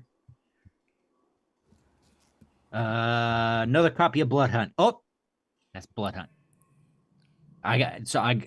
Jess and I got to go together. That's why Right. I have 2. Got the Spider-Man one. Spider-Man of the Ultimate Universe. Ooh. That's the one I want. Got another Absolute Power. Nice. Send me that. Oh, yes, I got the Pokemon one. Oh, Y'all sick. know I'm happy about that. But guess what? I got my Popeye one too. Boom. Yes. There We you are go. cooking, baby. And actually, everything else looks the exact same. So, Okay. Let me Gotcha see that Man, ba- same cover. You see that Yeah. Popeye cover? I like Popeye, right? I Lie Popeye. I like Popeye. Marcus Williams. Hell yeah. Marco, you weren't on Pals Pulse, but it is directly inspired by Dragon Ball Z. Oh, damn. 95 years old, Popeye is. Jesus Public domain Christ. next year. So if you have a Popeye idea for a comic, feel free. I could come up with one. Fucking Hell love yeah. Popeye. Thank you, Cale, for sharing your free comic book day hauls. Thank you for giving me a chance to show off my stack for once. There you go. I like that. See, Marco gets a minute, which we try not to do, but Cale, he got his moment in the sun as well. And if you guys want to share your stacks with us from Free Comic Book Day, make sure you join us on the Discord server and post those hauls. We want to see them. I know it's still early in the day for us Americans, but when you guys get out there, just hit the Discord up. We want to see it. Yeah, LTRX says, do anyone know anything about Hexagon Bridge or Weird Work? Hexagon Bridge is pretty good. Anybody know about Weird Work? Never heard of either No. of those. Okay. Hexagon Bridge, yeah, but Weird Work, no. Yeah, I'm not so sure about that one. Oh, wait. And LTRX also said, shoot, where did that comment go? Oh yeah, here we go. He says, proposed subject, how awesome are Marvel Epic Collections and Marvel Modern Epic Collections for old farts like me? I don't think I've ever bought an Epic Collection. Yeah, Me neither. I think we do see a lot of them. There are a few people in the Discord who buys them. I'm trying to think. Somebody just showed us a few. Was it Spiral? Spiral? I think Yeah. Spiral's a big fan of those, and they swear by them. For me, that's just something that like it's a whole separate kind of collecting that you need to do. Yeah, That then becomes untenable for me. I'm very glad that they exist though, because it does get like Spiral. Not to, I think Spiral's a young person is what I'm trying to get at, like a younger man, but Spiral seems to be very interested in these epic collections and these stories that feature characters and stories that are very old, and it's cool that it creates an exposure for young people to get into these older characters and stories. So I love them for that. Oh, Dan gets them on Comixology for $3. Dang, dude. Someone just joined our Discord server. I'm assuming literally Gambit is somebody that is in the chat right now. So hello, welcome. Thank you for joining the Discord. All right. I wanted to get to one listener comment that we got from our website. This person, this diehard, submitted a question through our website, which I don't even know if we promote on this podcast. We have a website? We do, yes. Yo, fucking Squarespace. I saw that shit come up. I was like, is this like Spam? Spam? Yeah. Yeah. Is they trying to hack us here? Because we do get those emails that use our names, but they're clearly not real.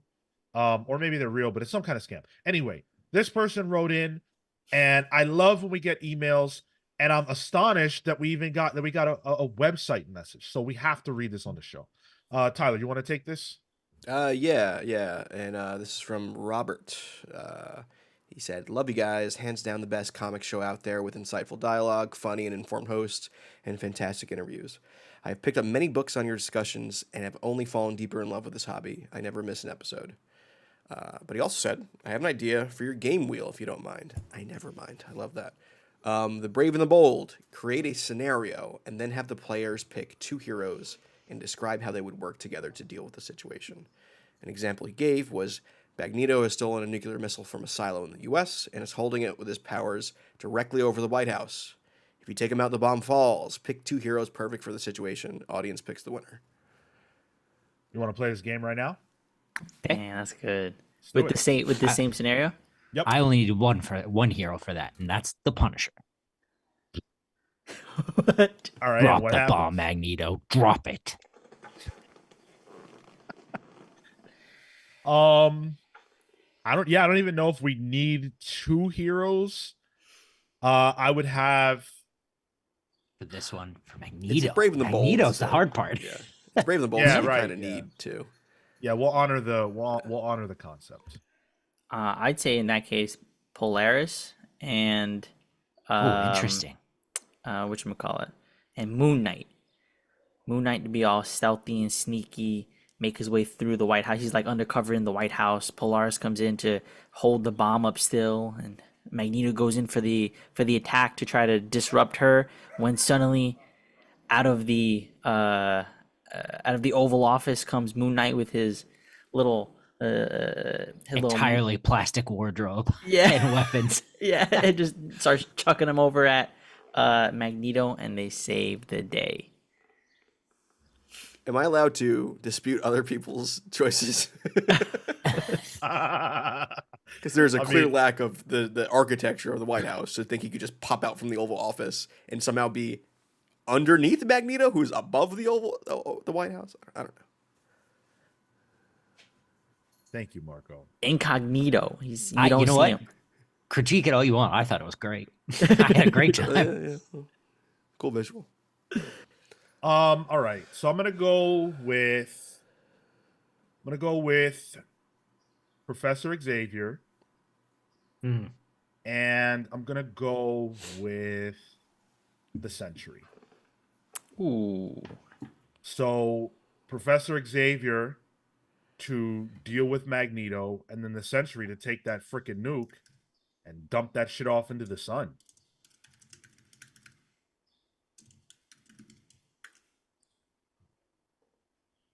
I'm going to pick Manifold and Hazmat for this. We're going to try and teleport Magneto somewhere else. And Manifold can apparently do it across space and time at this point.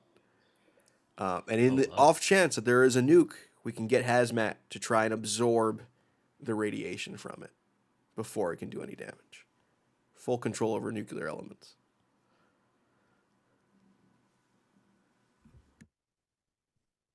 Cale, what you got? And I hate being put on the spot in these types of questions.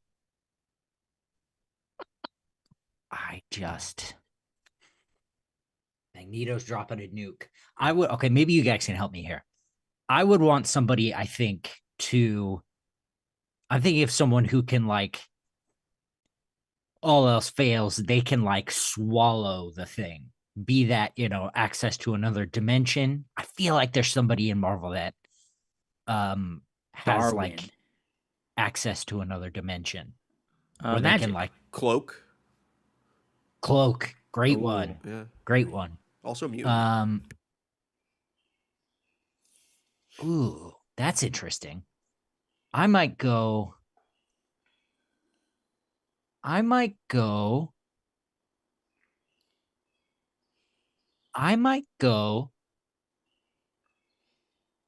Ooh, Cloak. Okay, Cloak and Dagger. Damn, he's edging us. Sorry, like, I don't like being in this spot either. Cloak and Dagger, and I might go Scarlet Witch Huh. to trick him and make him drop the bomb. But Cloak is underneath, And is ready Scarlet to, Witch, swallow it up. Scarlet Witch for her power set or her relationship to Magneto? Both. Okay. But you said Cloak and Dagger and Scarlet Witch? Yeah, because Cloak and Dagger are sort of a, It's a package deal. If I think of a Marvel team up, Cloak doesn't have his own icon. It's Cloak and Dagger. Okay. So you got our answers to that, Robert.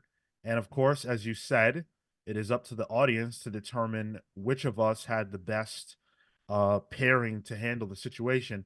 While we get some answers on that, I wanted to say, a deep thank you for writing this, for choosing us, for all the compliments that you laid out. I really, really appreciate that. And I hope that we hear from you more because you seem great. And, we're lucky to have an audience that has people like you in it. So thank you. We got in the chat, Columbo, Nightcrawler, and Blink. One takes the bomb and the other takes Magneto.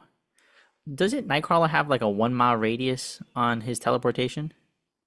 He has to see it. He has to he Yeah. has to be able to visualize it. He doesn't have to literally see it. But if like he could pop in anywhere in open space, but if he wanted to teleport to your house without knowing the exact layout at that moment of your house, he could just end up in your wall. But so he could, because I always thought there was like some sort of distance limit. Like he can just close his eyes if he happened to have been in France one year and remembers that location. I don't know if there's a limitation on distance, but I definitely know that he has to know where he's gonna end up because he could die. Right. That I know for sure. I just wasn't sure if he could just be like, I'm in Australia now. I think I have to imagine the distance thing is a lot less of a question when you think about the fact that he is literally teleporting to hell and then back out. Yeah, my boy got to travel in hell too. No, that's the point of hell. Sick. That's a great power. Yeah, that's cool, man. C.W. Gordon says Marco wins for the image of Moon Knight with an arsenal of plastic weapons. That's what I'm saying. I like Marcos the best. Ooh, Cale's winning. Really? Yeah. Oh, I don't deserve that. Yeah. Unbelievable. Hey, you guys should write us more. You leave a tremendous amount of YouTube comments. We see them all. I pretty much respond to them all, unless you're a weirdo. And I even respond to some of those. But we love getting emails. Emails are beautiful. I'm old. I like emails. I'm not that old, but And thanks for justifying the cost of web hosts. Hey, listen, that one person has justified that payment for 6 years. Hell yeah. Hell yeah. All right, let's close the poll. Let's go. See And what? there it is. Wow. Cale. 44% of the vote. Oop, mine's not loading now. Marco and I tied. And Tyler, unfortunately, coming in last. But I feel like that's just character based. I feel like that's just because he picked characters people don't know as well. Yeah, But there was a logic to his picks. It actually makes sense. I went As Marvel opposed to Marvel Encyclopedia on it. Oh man. All right. So I have a question for you guys. Oh. That is related to the theme of the month. Oh, it's not random then. No, it's very, very deliberate and calculated. So the theme of the month is Daredevil. And Daredevil's a character that we all have some level of relationship with, for sure. But I think the thing that most people have a relationship with when it comes to Daredevil, or the most people, is the TV show. The Daredevil television show from Netflix that, was from like 10 years ago. It got 3 seasons. It helped launch the entire Netflix Marvel era. And it's pretty good.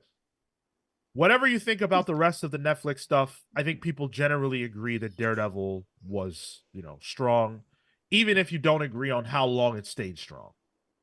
But the question that I want to ask is Daredevil the best superhero TV show of all time? And for the sake of this argument, we'll say live action.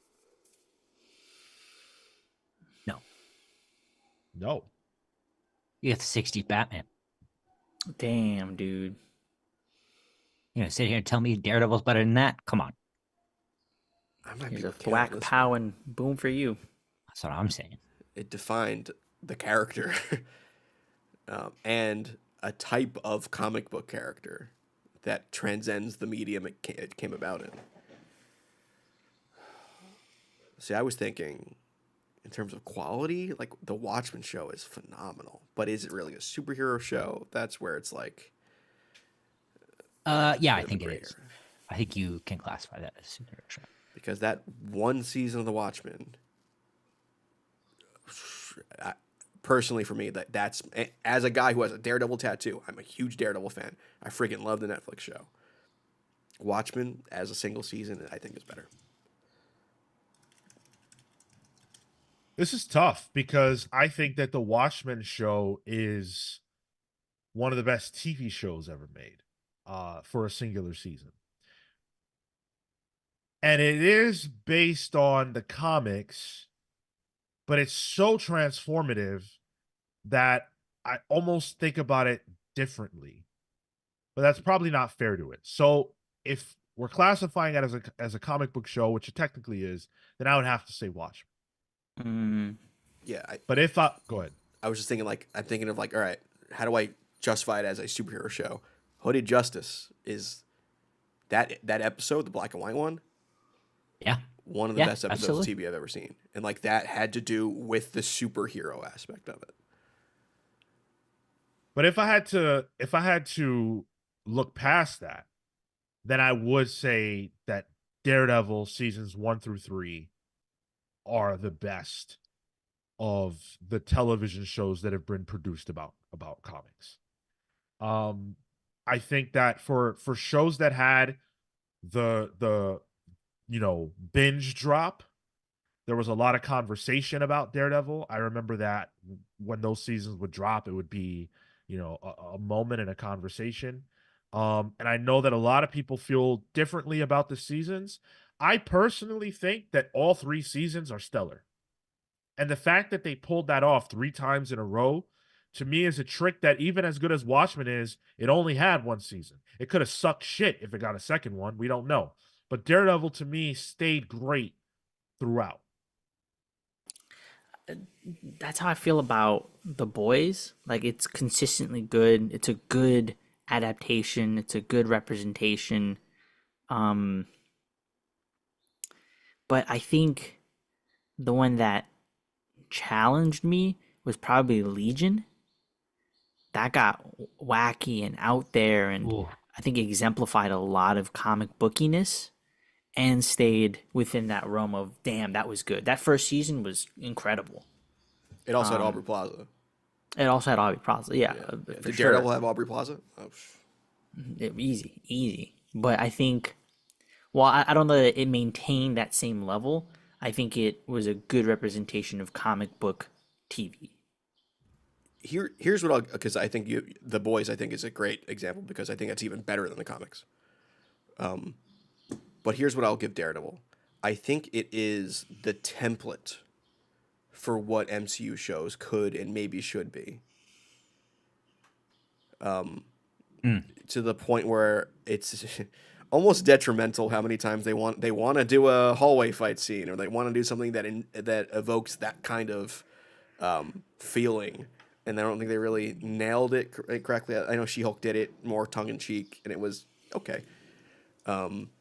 But I think it is a really good template for how that can be cookie cutter, in the sense that it's telling a big two superhero story, but it does it well, and it's not afraid of getting into more adult themes. And I don't think every property needs to have the violence of Kingpin slamming that guy's door head in a car door, but I think it can show the variety of what that could be.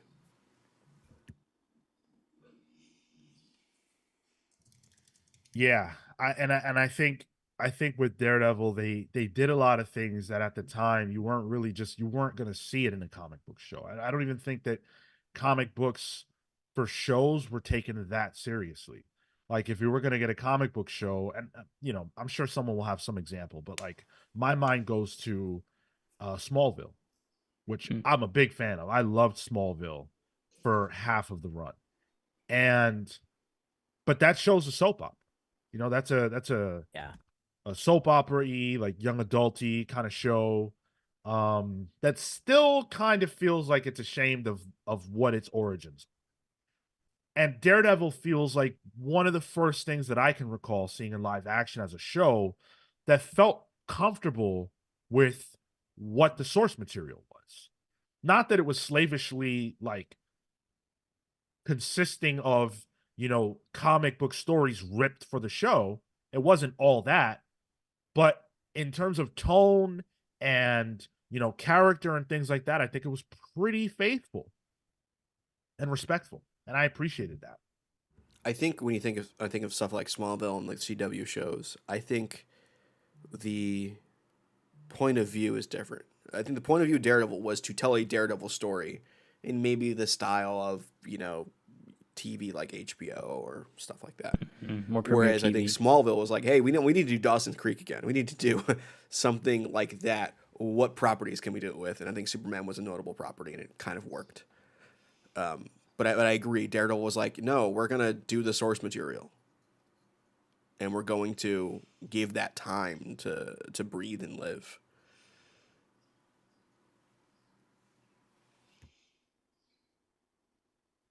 Can I do it? Can I please do it? Yeah. Do it. You want to talk to the chat, Sean? So, big robot news today says Subway. best woke comic book podcast. Thank you. Hey, Well, hell yeah! Wow. You know what's always funny to me? What's funny to me is when people tell on themselves, right? So when someone says like, oh, something like that, like best woke podcast, it's like, well, what you're proving to me in this moment is that you're actually an idiot because you don't even know what that term means. And so whoever you are, I say thank you for exposing yourself as a dumbass. I hope you've enjoyed yourself. You got your 3 seconds of fame, because never in your life will anyone pay as much attention to you as I am right now. C'est la vie. Get the fuck out of here and enjoy the rest of your life. Bye-bye. Can we get that on a trophy? I think that'd be pretty. It's fun for me to do these things. I Participation like trophy. the part of the show where, we get a dumbass and I get to dismantle them. It's fun for me. And I will kick them if no one else can.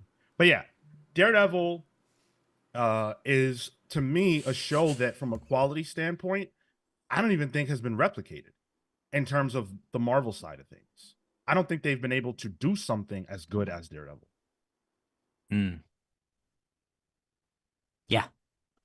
Yeah, I agree. Despite trying and even like bringing the MCU down to Daredevil's level, didn't work. You know what I mean? With stuff like WandaVision and Loki, and okay, take the CG and everything out of that. You've got Captain America the Falcon Winter Soldier. Yeah, you're right. And that didn't work. The idea of Loki, a god of mischief. Let's make it a cop procedural. Like, right. Yeah. Robot are saying, glad someone remembered to take the trash out today. Dude, I do it every day. I do it whenever it's necessary. When I catch that whiff, that stench, I'm like, whoa, it's time to take out the trash. And sometimes that means, getting rid of idiots on the internet, trolls. Killing them? No. Whoa. No. In Minecraft. Slow. Yeah. Do you think that Marvel, do you think it's possible to do better than Daredevil? Yeah. Yeah. I think Premiere Television has something that's achievable. It's always achievable, and that's just a genre. It's a flavor of what it could be. So, yeah, 100%. I think Daredevil sets a bar, but that doesn't mean that you can't surpass that. But can you do it repeatedly? That's a better question.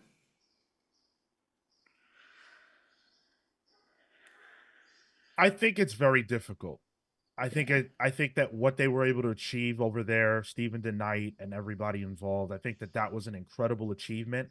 I think that there are a lot of reasons why it's difficult. Mandates, not being having to adhere to some level to the source material. There are a lot of factors.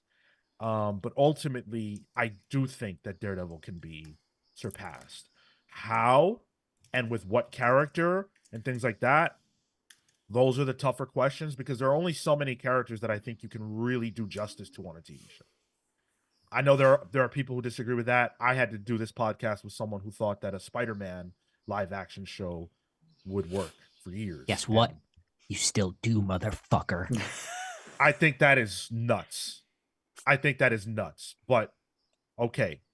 You thought you got rid of him, you idiot. Well, you don't think a Spider-Man live action as a TV show would work? No, of course not. Because look at the budget that they had for She-Hulk, and look at how that looked. You know, these shows have huge budgets, but what people forget is that those budgets have to stretch out across, 8, 9, 10 episodes, and people don't want a show that's mostly Peter walking around going to school. People want a show with Spider-Man in it. So if he can't do those things and have it look good and have a villain to fight who also has to look good, then it's not going to work. But I think that's the problem with Spider-Man. Is his books and the stuff that made him popular were those bits where he was going to school and trying to figure out what he was going to do for Gwen and MJ and his relationship with Harry and Aunt May. And then you had the cool comic book stuff, and it all the interplay of all that really, really worked. Where I do agree with you is that also his villains are just too high. They're the budget there is just it's too much. Spider-Man alone is going to take a ton of work. So I think the lower level Peter Parker stuff is essential to its success, but that's what's going to kill it. Yeah, it's difficult because at some point he has to fight Sandman. At some point he has to fight, Electro or someone who's going to tax that budget. And if he's got to do that every week, which you don't necessarily have to have a villain of the week, but my mind has always been that would be very difficult to achieve. But a TV special movie, like you wrap this season with a villain, like you have your arc, you do your TV show, you do those things, and you wrap your season or that arc with a TV movie so you can do those bigger things. Well, who does he fight in the meantime? Boomerang. I don't know, dude. I'm just throwing shit out. Boomerang. More Boomerang. Boomerang. He could fight Fancy Dan. Yeah. And, yeah. Those dudes. What are they called again? I love those The guys. Enforcers. The Enforcers. The Enforcers, yeah. I love the Enforcers, dude. Those early issues of Spider-Man, I feel like people don't like them as much, but I really love them. You get like Man Bull in there. Yeah. Rocket Racer. Yup. Well, actually, Rocket Racer would probably be a little more expensive. That's later on. Like Big Wheel, a little okay. expensive. Well, Big Wheel, sure, but Rocket Racer. Am I thinking of the right dude? He had a skateboard. Yeah, like a rocket-powered skateboard. Yeah. I guess so. Yeah, I was thinking like just people in suits. There's a lot of Spider-Man villains in suits. The Silvermanes, the Hammerheads, the Tombstones. But this is the problem. Columbo points out things get real CW when you don't have the budget to do those high concept. Yeah, I was gonna say things. the Flash could That's do the problem. The Flash could do Sandman. Would it look good? Different story. And, we talked about Smallville a little earlier. There's a reason why he's not Superman. That's not a Superman show. There's a reason. And it's not because they were just desperate to make a dramatic Superman series. It's because of budget. That's also why the Lois and Clark TV show is not a Superman show. It's a Lois and Clark show. Because once he got to fly, the money flies. Out the window. Say what you want. All those shows have, 9 seasons. They're good. We're just never, ever, ever going to see a show that feels like, this is, that's just tough. It's just tough. All right, let's see. Dan says it has to be difficult given how mediocre to bad most superhero shows are. None of the people involved tried to make a bad show. That's a good point. It's difficult. Budget alone, it makes it really, really hard. Lewis Beats says the new Daredevil show would be a remarkably better show if there was more of Daredevil's walk of shame, like in She-Hulk. That's funny. You know what? Yeah. Yep. I'm excited for the next Daredevil series. It looks like it's going to be mostly continuing from where Netflix left off. Yeah, it's fun. Yeah, I'm glad they got the supporting cast back. Yeah. It didn't feel right. The idea that they weren't bringing any of Mm. them back. Like, what is this? It's just like, how do you even tell that story? Like, what does he just forget them? Which has Jeremiah, happened. Which has what? happened, It's not like actually. it's not like he isn't going through that right now in the comic books. But it's the same shit with like the what is continuity and what's not of Peacemaker, right? Like it's, hey, this is the same guy, the same series, but those people that you remember from the prior season, forget about them. They're not here anymore. And they never were. Foggy? What kind of dumbass name is that? I'd never be friends with a Foggy. Sounds like a fucking nerd. Yeah. Oh my God. Owen Harrison, what are your favorite MCU shows? You guys want this episode to be 3 hours again, don't you? Look, my favorite MCU show is Falcon Winter Soldier. No, it's Miss Marvel, then Falcon Winter Soldier. Ooh, Miss Marvel. Yep. I don't like any of them. So, Didn't you watch Miss Marvel? no, I haven't watched Miss Marvel. You would like Miss Marvel. Yeah. Well, I'm not watching it. So, I think Loki is my favorite fully. I think don't get me started. the first 75% of WandaVision are my favorite MCU stuff. Both Up to the- seasons? Up to the boner joke. Oh yeah. I liked both seasons with Loki, actually. Yeah. I thought season 2 was strong. It didn't get as much buzz because of the, everything, but yeah. They get real good actors on that. Yeah. Yep. All right. Let's move forward. We have only one news item to talk about. And it is coming from the Russo camp. By the Russos, I mean the Russo brothers, the directors of Captain America Winter Soldier, Civil War, Infinity War, Endgame. You know the drill. They talked about probably the perennial conversation as it relates to superhero movies, which is superhero fatigue. And they were interviewed and they discussed the concept of superhero fatigue and whether or not they think it's a thing. And they said no, they don't. So here's a quote from Anthony Russo. I think it's fatigue in general. The superhero fatigue question was around long before the work we were doing. So it's sort of an eternal complaint. Like we always used to cite this back in our early days with superhero work. People used to complain about Westerns in the same way, but they lasted for decades and decades and decades. They were continually reinvented and brought to new heights as they went on. Joe followed up and said, I think it's a reflection of the current state of everything. It's difficult right now. It's an interesting time. I think we're in a transitional period and people don't know quite yet how they're going to receive stories moving forward or what kinds of stories they're going to want. There's a big generational divide about how you consume media.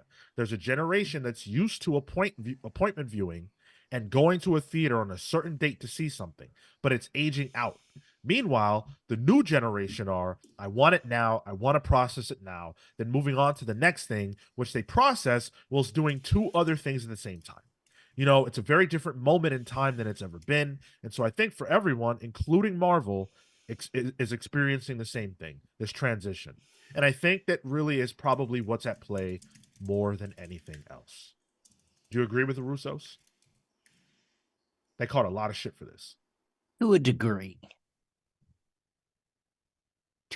I think they're right sort of about the generational divide. I think there is something there that media companies are struggling to figure out how to deal with. But I don't think Westerns went on for decades and decades and decades reinventing themselves. I think they fizzled out. There was real reinvention going on in Westerns, though. Like, I think of stuff like Midnight Cowboy, which is essentially a Western set in New York City with John Voight. I haven't seen superhero movies do that yet. Take the real skeleton and framework of what a superhero or an MCU movie could be and totally upend it. I think there is possibility for that, and I would love to see superhero movies do that. Which is maybe what the Russos are getting at. Like, hey, even though there's fatigue, there's still, you can still milk that cow a little bit to get different things. So I kind of agree with them, but I could also see why people will give them flack for it, because it's the internet, and you can't really say things on the internet that people don't unanimously agree with. Well, I just looked up the Western movie, the Western movie concept, to see if there is validity to what they're saying. And according to Wikipedia, which, whatever, um, they cite the Great Train Robbery, which came out in 1903, Yeah. and say that that's considered to be the beginning of the genre. So if the Western was That's around also as that's also the beginning of movies. Like, Yeah. all right, but Early when did the movies love Westerns trains. die? Because that's still decades worth of storytelling. yeah, okay. Yeah. To be fair, though, in terms of what you could do with the medium at that point, It doesn't matter. Yeah. The fact is that people stayed going to Sure. see those movies for decades. So he's completely right. And I do think that people are gonna go see a blockbuster, superhero or not. This the big deal over here. I don't know about you guys, but the Fall Guy is the blockbuster the hot blockbuster that came out this week. And like by all accounts, it looks good. I'm actually excited to go see it. And LTRX in the chat says, um, I'm sick and tired of zombies and vampires, but give me a good movie and I'll watch it. And I think that's the thing. I think we've come to that conclusion here before. Is it's not necessarily superhero fatigue. It's fatigue of bad superhero movies. We're tired of being charged $20 to go see a bad superhero movie from the company that makes the good ones. I think it's a similar translation to the comics. Like, we're here for good storytelling, and the type of comic genre doesn't necessarily matter. We'll find a good story with an indie film that could be an indie superhero film. We can find one of the big blockbuster movies from the big two, and as long as the quality's there, then we're having a good time. Like, I think the comparison to the Western, I feel like, is not apt, but just because you could make that argument about, I don't know, musicals. If you have a good musical, I'll go watch a good musical. If you have a good drama, I'll go watch a good drama. Like that. That doesn't matter. I'm tired of leaving the movie theater feeling like, yeah, it was all right. That's the big thing. That's what I'm tired of. That's the fatigue. Yeah. And again, for the cost too. Right. Yeah. Like, things are going up. I think the Western analogy is apt, though, because it was a big, almost studio mandate. Dan in the chat says the last big push for Westerns was in the 1970s. Yes, the Western was a thing that studios were pushing. Sure, Django Unchained comes out, Hateful Eight comes out, Brokeback Mountain comes out. We still get Westerns, but they're not pushed in the terms of a whole thing, or like studios are like, hey, this is it. Like the way superhero movies are being right now. A lot of the complaints we get is that, like, I can only really see a movie like in the theaters that's a blockbuster, that's a superhero movie, because that's just what we're getting nowadays. And I can see how maybe that's the comparison these two are making between superheroes and Westerns, which I don't disagree with. But I can also see how maybe being more specific and saying, hey, it's MCU fatigue. It's the way these movies are made, and now every movie needs to end with a CG battle. And the cookie cutter here is getting rusty. I can see maybe being more specific with what kind of fatigue it is. But I see the analogy. I mean, but that feels like a tiring of the production company mandate. Like, that comes from the suits, not from the creators. And you can figure out how to skirt those things, and how to create an engaging narrative without necessarily relying on, to your point, the big battle at the end, the CGI battle at the end. Or I think those are things that people want to see, but my mind goes to a Wonder Woman, where you had this buildup and you had this metaphor play out, and you squeeze that in, you force those things in, as opposed to it being part of the narrative, part of the story. All right. I'm going to cut through this because I feel like what we're not acknowledging is the fact that superhero fatigue as a statement has been around for 20 years. At least to my knowledge, because that's when I first started hearing about it. It was on like superhero hype forums and things like that. Everyone says superhero fatigue, but yet everyone goes and watches these movies. So where's the fatigue at? If in 10 years from now Marvel movies collapse and there are just no more and there are no more superhero movies, will the people who say superhero fatigue be right? Because they've been saying it for 30 years at that point. You keep saying the same thing over and over and over again. At some point, it will probably be correct that there will be a time when people don't care as much about superhero movies.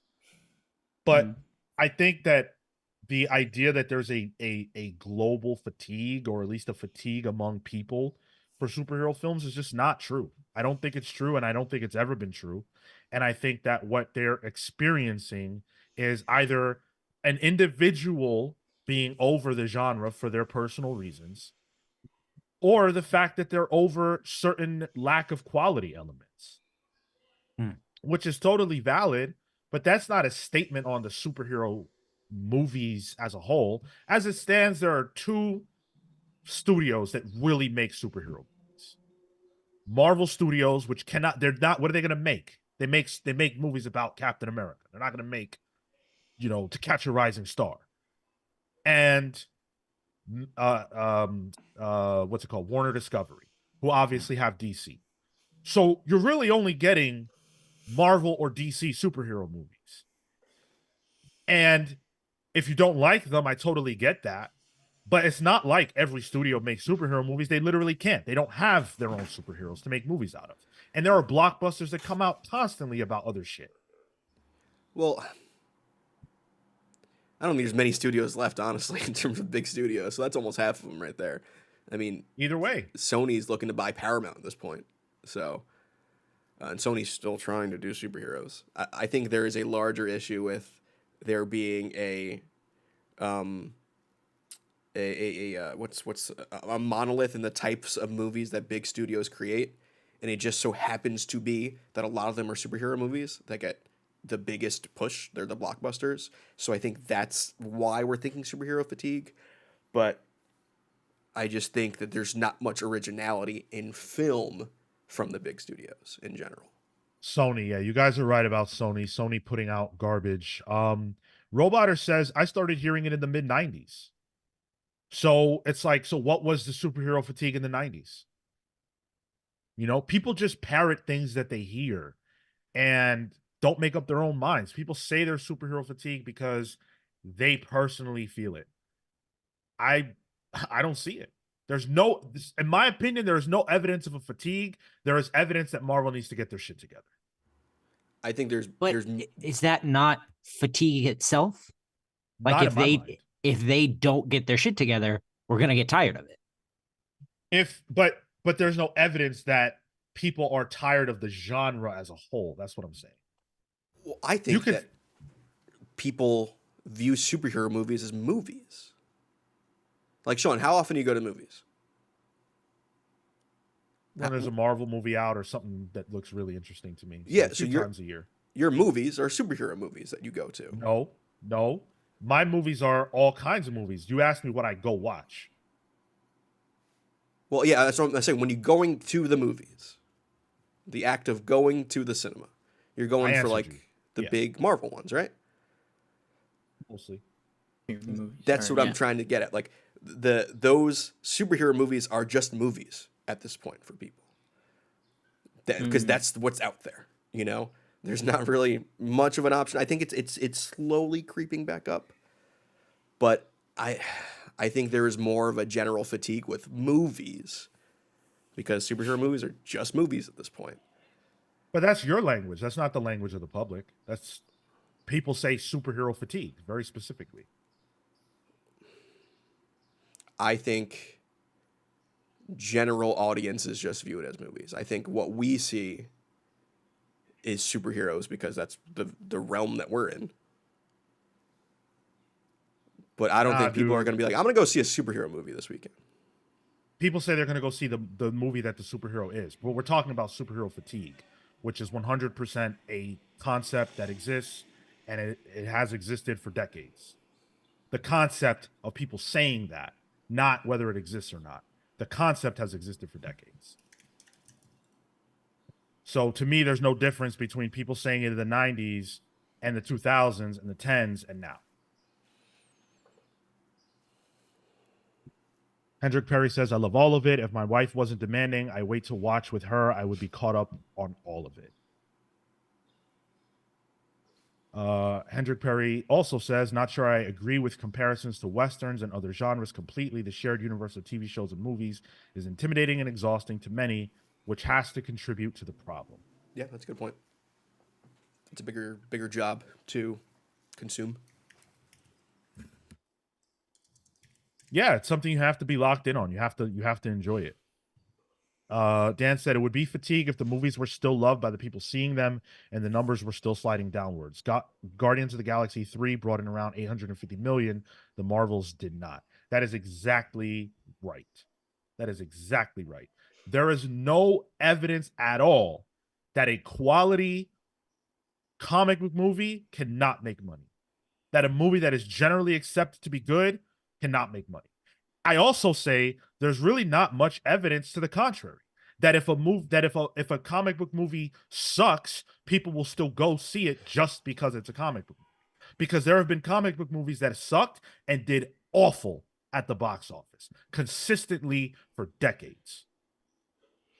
I think the Marvels is a tough one to compare to because of the writer's strike. That one got hit at the knees with a baseball bat. Yeah, and also people's perception of that movie is tainted because of lots of, other bullshit that we don't need to get into. Was the movie good? It's subjective. I liked it a lot, but a lot of people say they didn't, so I don't know. But if you take a movie that was universally praised like Guardians of the Galaxy, it almost made $1 billion. How is that fatigue? Jade Nieves says, I wonder if it's a fatigue of feeling the same storyline play out in superhero films. I think that's a part of it in the bad ones. That's where my fatigue comes in. I like Guardians of the Galaxy because it felt different. It felt like a vision, James Gunn's vision of it. But like the stuff that annoys me is like that quantum mania of it all. If I get another quantum mania, I'm gonna be so checked out. But again, that's just poor storytelling. Like that in and of itself could be a good movie. One of the big pieces we had an issue with was there was no finality. There was no stakes because a few of us were convinced that Ant-Man was gonna die. Like that was the big thing, and then they don't follow through. Right. The risk that's another thing. The risk willing to be taken in a film to create some of that interest, and not to say that that's all of it, isn't always there. All right, we're gonna have to leave it there as far as that conversation goes. But superhero fatigue is a concept that comes up over and over and over again, and it always bothers me for the same reasons because I feel like people are just talking shit. And I just thought we would address it. Now, we promised the origin of Free Comic Book Day as a mini deep dive. We have done deep dives on Twilight of the Superheroes, the Alan Moore thing. We did one on the implosion/explosion, the DC implosion, and 5G funds. So I think Free Comic Book Day is an event that is worthy of this type of treatment. Because Free Comic Book Day is an integral piece in the revival of comics and the proliferation of comics, the continued proliferation. Does anybody here know when Free Comic Book Day started? 2004. Okay. That's pretty close to what I was going to say, actually. think I would have said 2005. I think it's around that same time too. I was looking into this week too. Like I know, yeah. So Okay, fair enough. Yeah. So I actually thought that Free Comic Book Day was very old. I thought Free Comic Book Day had existed since the 90s or 80s, and I was wrong. I was very wrong. I learned so much in preparation for this. So hopefully you guys enjoy this presentation on the origin of Free Comic Book Day, a Comics Pals deep dive. So the origin of Free Comic Book Day is interesting because it also highlights how small this industry is. Because when I tell you who created Free Comic Book Day, it might shock you. Because it wasn't Stan Lee, it wasn't Jim Lee, it wasn't any Lee, and it wasn't any of the bigwigs we associate with Marvel or DC or even Image. It was Joe Field. Who? Joe Field, who is a person we've talked about on this show a few times. Joe Field owns the comic book shop Flying Colors Comics and has owned it since 1988. He was the person who first had the idea for an event similar to Free Comic Book Day. And I think that this shows how important and integral the retailer side of comic books is.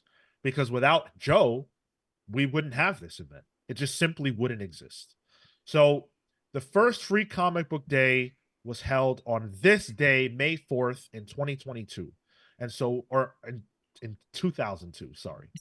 So we are celebrating 22 years of Free Comic Book Day. Now, of course, we have to go all the way back, talking about the origins, to the 90s, when comics were on the verge of collapse. I mean, essentially, the industry did collapse. It just didn't, totally fall apart. And as the 90s progressed, things were looking pretty bad. And Joe, in a column that he had an idea for how to solve some of the problems. So in 1997, he had his initial version of the idea, and he said that the industry should have an open house month where they used ads and promotions to get everyone who has ever enjoyed comics to go to a comic shop and check out what's happening in the books now and get some feedback. Like, who's your favorite comic book character? Who do you think we should be focusing on? Who do you remember loving? Those kinds of questions. And I think it's interesting that would have even been Joe's strategy, because if you know comics, you know that for the decades prior, comic book purchasers were not necessarily in comic book shops. They were at, newsstands. So Joe Field's idea was to bring in all these lapsed fans who might not have ever actually stepped foot in a comic book store before, because they stopped reading them when they stopped being sold at newsstands. So the idea did not go anywhere. Diamond did respond to this, again, pointing out how small the industry is, and certainly was, that Diamond would have seen this and responded to it in print. They said that they would see what their other partners thought, and nothing came up again. It took 4 years for the concept to come up again. So in August of 2001, an edition of Comics and Games Retailer magazine that Joe Field was a columnist for released, and he wrote an entry into that column called, quote, "The Power of Free," in which he discussed that he was returning to this idea from 1997, but he had a new wrinkle that he thought would make it work. And he got this idea from a very interesting, unexpected place. Baskin Robbins. Tyler knows. Give me free ice cream and I remember. Yo. He tells a story about how the Baskin Robbins near his comic shop was participating in a company-wide event called Free Scoop Night, where from 6 to 10 p.m. they gave everyone who came inside a free scoop of ice cream as a thank you for being a supporter, and they also raised awareness and made donations toward the cause of children child literacy. So they moved over 1,300 free scoops of ice cream that day. This is just the one Baskin Robbins that was near Flying Colors, and Joe saw this, and he couldn't believe the success, and he understood what the missing element of his idea was: free comics. I wonder if Baskin Robbins got that idea from selling drugs. You know, first hit is free. First hit's free, yeah.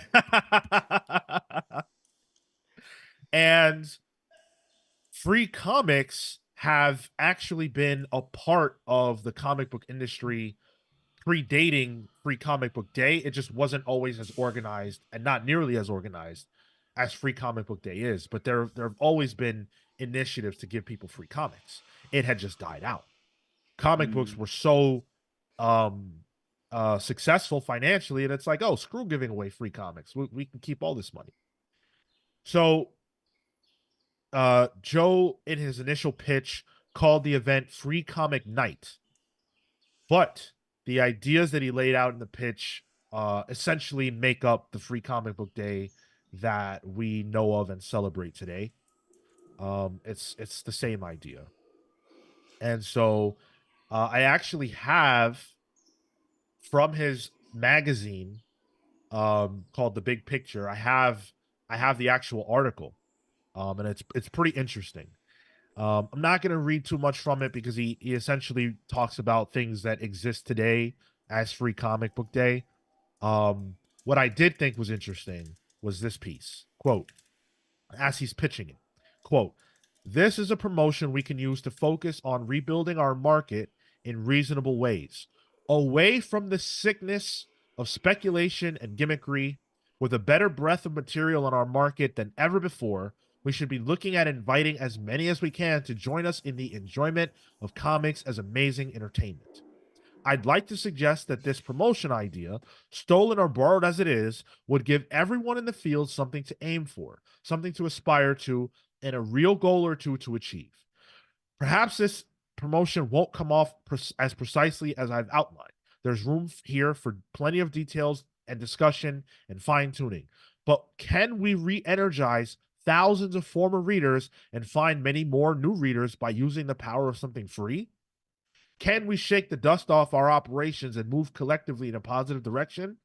I think we can, and I think we must. Let's do something big, and let's start planning it now." Incredibly altruistic. That was a pitch aimed at the entire industry. He was talking to everybody. Can we come back from the ashes? This is 2001. The industry is not quite back yet. Ultimate Spider-Man was a piece of what saved this industry, and it had only just come out. Yep. So he's talking to people who are very scared of the future. And it's very telling with the language he uses there, the sickness of speculation. My man knows what caused this. Exactly. We're so far from it now. We just put out a video about market speculators and how that harms the industry. And our comments are filled with people saying that, we were completely wrong about the damage that speculators do to the industry. But here's a guy who was there, a comic book shop owner from '88, who wasn't just a fan like you. He was an owner of a comic book shop. And he lived through the lean years and what destroyed the industry. And in this article, like Cale points out, he's very specific and angry about a certain segment of comic book readers. And I put readers in quotation because of the damage that they did. And still do. I'll say it. I'm with him. Yeah. They don't get it. They think they're new and special. Sober thoughts. It couldn't happen again. Right? Never. And so Joe sent an advanced copy of this to Diamond. And Diamond responded so fast. Diamond, known for doing nothing quick, right? They responded so fast that they were able to print Diamond's response in the same article, in the same magazine. And this was Diamond's response. Quote, This is from Roger Fletcher, who's the VP of Sales and Marketing at Diamond. Quote, Joe Field was kind enough to give us an advanced look at his new column, and I just want to let you know that we at Diamond think the Free Comic Book Day concept is an idea worth getting excited about. Worth pointing out that Joe did not call it Free Comic Book Day. He called it Free Comic Book Night. So on paper, this is the very first ever naming of the event as Free Comic Book Day from Diamond. We agree with Joe's assessment that comics are experiencing a resurgence in sales and customers, and we applaud him for taking the lead in suggesting that everyone, creators, publishers, and retailers, seize this opportunity to move collectively in a positive direction. We think the campaign Joe's outlined has the potential to be a, quote, truly sizzling event, and we also think it makes sense, as Joe suggests, for Diamond to help organize and orchestrate the promotion. To that end, we plan to solicit feedback on Joe's concept from as many retailers and publishers as possible. And he goes on to explain how they're going to do that. An industry that is known for moving slow as molasses on pretty much everything moved so quickly that by 2002, just under a year later, we had our very first Free Comic Book Day on May 4th, 2002. Does anybody know what happened on May 3rd, 2002? Star Wars? Nope. Bueller? 2002? Spider-Man. 2002. Ding, ding, ding. Oh. They planned the day of Free Comic Book Day around the release of Spider-Man 1, which came out on May 3rd, 2002, which of course was a Friday. And on Saturday, May 4th, Free Comic Book Day was born. Love it. The first Free Comic Book Day was an enormous success. They gave away over 2 million comics across 2,200 comic shops worldwide. So that's incredible. And The first 4 books that were given away on Free Comic Book Day were the following. And Ultimate Spider-Man #1 reprint, which makes perfect sense considering, everything. This one I didn't know about and I thought was really cool. The debut of a comic based on the animated Justice League with DC Comics Justice League Adventures #1. sure. Those are pretty popular comics from what I remember too. Yeah. Yep. And that show was insanely popular. Mm-hmm. Mm-hmm. Also, Tomb Raider. Tomb Raider #1/2 is the name of the issue. What? I just heard that that cartoon noise. It sounds like a boat horn when something smells. Yeah. Yeah, that's what I heard. Yeah, exactly. Can you guess the publisher on that? Dynamite. Titan. What was that, Dark Tyler? Horse. Dynamite. Nope. Marco? Titan? Nope. Cale said Dark Horse. That's also a no. It's Image. No way. Yeah. Yeah, Different yeah. time. Different time. Pulling out stinkers. And then the last And then the last one was Star Wars Tales: A Jedi's Weapon #1, which was from Dark Horse. Yeah, that's Dark yeah, Horse, they had it. Which also good selling comics at the time. Oh yeah. Oh yeah. In 2015, 5.6 million comics were given away on Free Comic Book Day. So that's how big the event has gotten. And across the tens, the numbers were typically in the millions of comics given away. And of course, Free Comic Book Day is a huge success for retailers all over the globe. It's not just a day where they give away comics, but they also do signings. They do deep discounts, which people eat up. And people just come and know about the event, so they come ready to spend money. People bring their families. They buy their kids. Today, they buy them a manga, maybe if they want it, but also a comic book based on maybe Miles or whomever. And it's a huge success. And I think we all owe a lot of thanks to Joe Field for coming up with the concept. Hats off, sir. And I think a good way to be thinking about the forward growth of the industry, especially coming out of such a dark time. I'm sure the atmosphere was doom and gloom, a lot of worry, but out of that to find the resilience to think actually maybe there's a way to come out of this.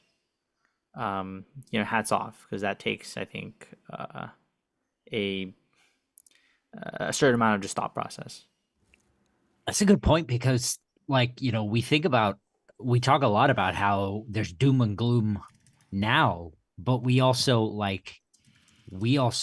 tend to stay fairly sequestered in our superhero section. You know, we sort of talk about manga, but really when we talk about, what's carrying the Western comics, it's Captain Underpants and Dogman and Raina Telgemeier, so back then, I 2000, 2001, 2002, I think Captain Underpants was only just starting. Yeah. So, like they didn't even have that to fall back on. Mhm. Yeah. And it's always nice to see that like the innovation comes from the people in the trenches. Like I'm glad Diamond quickly realized that was a good idea and moved on it. But like you don't see the distributors coming out with this information now. Like think of all the summits that are happening right now. Like these are the people you should probably be listening to because they're the ones there experiencing it. I mean, the summits now and the ideas now are other modes of which to sell your backlog, your back issues. Right? I remember when we went to New York Comic Con, they had that new company that was, you live stream and you sell, because that's Yeah. the thought process, the short term gain, because Whatnot. we need to make it through to the next quarter, not necessarily how do you advance the industry. Ah, man, I'm not gonna let you get that off. That's not true. That's not true. What? Comics Pro just this year had a summit where they had a lot of ideas about why the industry is where it is and steps to take to move us forward. So these people are absolutely sitting at the table and having these discussions, if for no other reason than necessity. They can't keep going on this way. So they have to sit down and talk. And Comics Pro features not just the various distributors that we have now, but the publishers and retailers, that triumvirate that has to be at the table to have these conversations. You cannot talk about the progression of the industry without talking about any of those pillars Mm. and how they can help it, but also their blame and what they need to do better. For Joe Field's part, this is the last year that Free Comic Book Day will take place at Flying Colors Comics, because unfortunately, Flying Colors Comics will be closing. Oh, Damn. Yeah, it's not because Joe's comic book shop isn't successful. It's actually very successful. The okay. reason is because this blew my mind. The reason is because the owner of the building, the owner of the property, doesn't want to renew the lease simply because he wants to bring in a bagel shop. Oh, no way. What a What is this? scumbag. This is an episode of Curb Your Enthusiasm. Right? Yeah. Although bagel sounds pretty good right now. What's Yeah, it does. what state is this in? The California. good bagel? Oh, okay, never mind. No, I don't want a California bagel. Yeah. They scoop Or- that shit out. Mm-mm. Maybe like a taco shop, a burrito shop. Sure. I hope that Joe reopens the shop elsewhere. He's talked about that. He talked about how he's not sure if people will even follow them, Nah, they and will.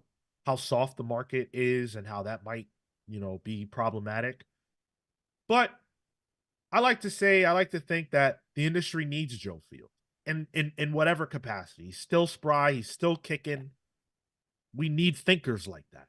The same ingenuity that he had in 97 when he saw a problem and tried to think of a way to solve it. We need people like that today. Yep. In comics. Yep. So thank you, Joe Field. Thank you, Flying Colors, and thank you, Free Comic Book Day. You guys remember your first free comic book day? Nope. Okay. I do actually. Yeah. Cale, you might remember. There was a comic shop right outside Madison Square Park.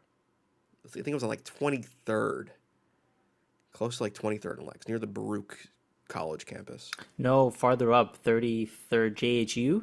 Not JHU. No. Oh, There's another one. It was kind of hard to see. I totally forget the name of it. I But don't like know that was that. my go-to shop in college, and like that was when I was like, all right, living by myself, kind of doing my own thing. And I remember going to a free comic book shop and then reading my comics in the park, which is how that was my Wednesday tradition at that point going forward.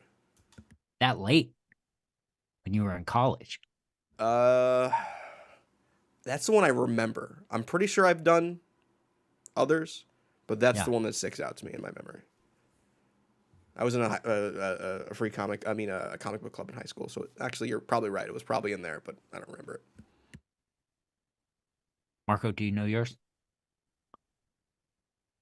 No. Mine was at Hastings in Amarillo, Texas. At the big one on Georgia Street, which is now closed. Hastings, this company has gone defunct. Tragedy. And it was 2007. And I know that very specifically because that was where I first heard about the Umbrella Academy. And that's why that sticks out to me. That's where I got it, and that's what got me on the Umbrella Academy. I don't remember my first, but I remember a memorable one being my shop would close at around like 7:30. They'd stay a little bit longer, open longer. But then the owner would sometimes he'd just be like, "Hey, watch the shop," and like just a regular.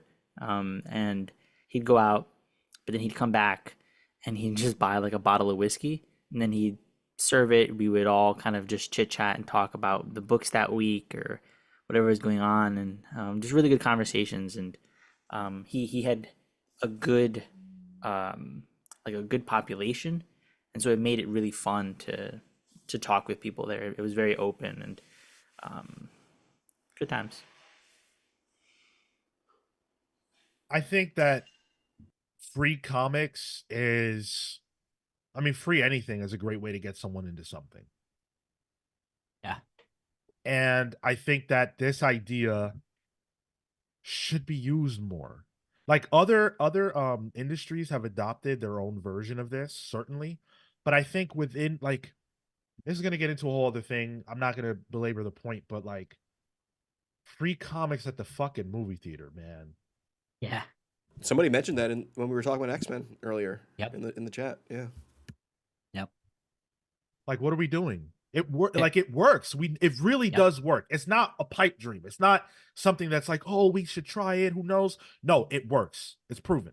There's a guy at my local theater at the back ass end of Liverpool that sets up a little comic book stall anytime there's a superhero film out, and he puts out the stuff that's related to the film, and it's always popping. Yep, they do that at my local Alamo for superhero movie launch weekends. Yeah. One of our There's a- guys, Victor Dandridge, posts up at his local movie theater whenever a superhero film comes out, and he sells his wares there. Yep. There's a dude at the Steinway movie theater over in like Astoria that opening nights for and like opening weekends will bring his whole collection and just sell stuff. Yeah. Got to do more with that concept. Have to. We got to bring more people into the fold. We just do. And the accessibility is right there. Like I think the hardest part about comics are getting to them, finding the specialty store. If you can bring that to them, of course people are going to pick it up. It's another form of content and media that people are hungry to consume. They're there for a good story, and that's what comics provides. Yeah. Let's hit a couple comments. Chad Cowder says, "Oh, by the way, thanks for joining the Discord. Appreciate that. Does anyone go to multiple shops on free comic book day?" I did. We've got two, maybe a block or two away from each other, so I hit both. I do this show on Free Comic Book Day, so I might have time after the show to try and hit one up, but yeah. Not the way this show's going. Exactly right. Hey, yeah, and Backlash is on right now. Oh my God, the WWE pay-per-view Backlash is on right now because it's in freaking France. That audience is hot. Yes, damn, I wanted to see that opening. All right, we gotta end this damn show. Let's see. Cretin Bull says you haven't had a bagel until you've had a Montreal bagel. Listen, what is with all these Canadians? We have so many Canadians in our audience. Don't do it again, Sean. Don't do it again. I'm not. And I love Canadians. Especially Okay? Drake. Except for Drake. He's one of my least favorite Canadians. But I do love his music. Mike Elliott and Chillmonger are two of my top 3 favorite Canadians. And Cretin Bull, if you are Canadian and you want in that list, I need to see you around more. Yo, And you know what? Bring a bagel. That couldn't And hurt. bring a bagel. Don't put cheese on it for Sean, though. No. Don't do that. I'll die. Wait, butter? Can you do butter?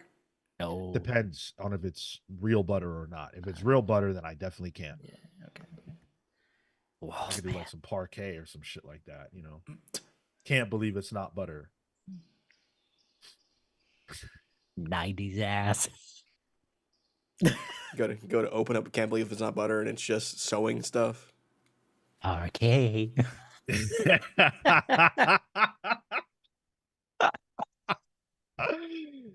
Oh, I have so much fun every Saturday. LTRX says, do people where you shop know your name? I wish. No, they don't, Yeah. and I like it. Damn, what? No, yo, my shop used to know me. The walk-ins, like, oh, I got your books, and he'd be like, wait, let me look at this. 20. All right. Oh, he eyeball your. Oh, interesting. Probably why it's not open anymore. If I had a local shop like Anyone Comics, Yeah. I'd go there. Like if that was my Yeah. local, I would go there. Yeah, 100%. Because I like the vibe of that place, and he would know my name. Demetrios obviously would know my name. He doesn't know your name. I fucking lived down the block from that place, and then I moved. I got to go once. You square. That's rough.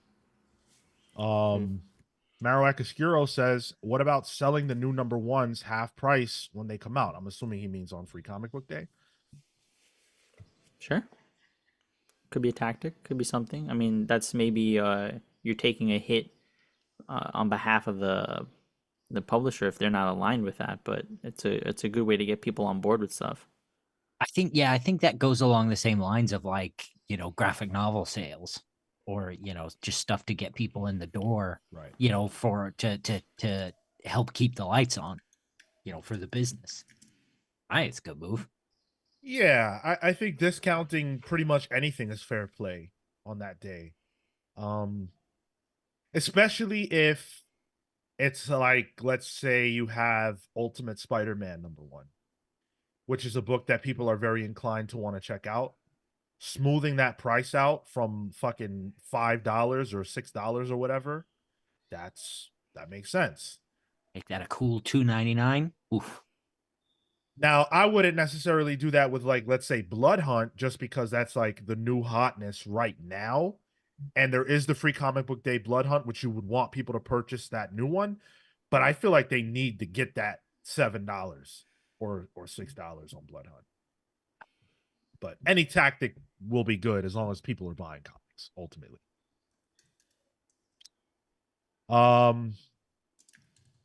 If you haven't gone to your local comic shop for Free Comic Book Day yet, I want to put out this message as we close. It's an important day for the industry. We need it. We love it. If you are a fan of it and you go to it and you support it, support the store if you can. If you can. If free comics is all you can do, you can't purchase anything else, then that's your financial situation. Don't judge it. But if you've got some scratch, when you go to get your books today for free, pick up something nice, something you wouldn't otherwise get yourself. There's probably some half off deals. Take a look at that. If there's a graphic novel that's been on your mind, maybe today's the day. Maybe, yeah, go ahead. Amen. That's all. No. Get that nice coffee mug you were looking at. Yeah, even if it's a coffee mug, whatever it is, spread the wealth. These shops need our help. No closeout game today. We did a game earlier, and it's been 3 hours. I think we're all good. The next time that we will be live with you is Thursday for Pals Pools. And I think this Pals Polls is going to be a lot of fun. I will share what it is that we're going to be reading on this week's upcoming Pals Polls. We're going to be talking about Batman 147, Birds of Prey number 9, Crocodile Black number 1, Transformers number 8, The One Hand number 4, and whatever you guys pick in the poll. Whatever wins the poll, which right now is Geiger, that will fill out the roster to make our 6-book week, just because it's that big of a book, or that big of a week, right? So very much looking forward to that. Keep sharing your oh my god. Flo is behind. Good to see you, buddy. Keep sharing your hauls with us. I'm gonna answer it. Should I answer it? Sure. Oh, wait. Sean, earlier you had said, wait, are you talking about Flo or the? Lewis Beats. Oh, earlier you said I don't want to disparage or just disparage the future, and I said, don't worry, Sean. K. Dot got that. Absolutely. So Lewis Beats says quickly, Sean, thoughts about the Kendrick new diss track. I can't get into everything right now. So good. But when I tell you that my jaw was on the ground when I heard Euphoria, man, what a song. It's a 6-minute diss track, all aimed essentially at one person, that individual being Drake. These two are in a feud together.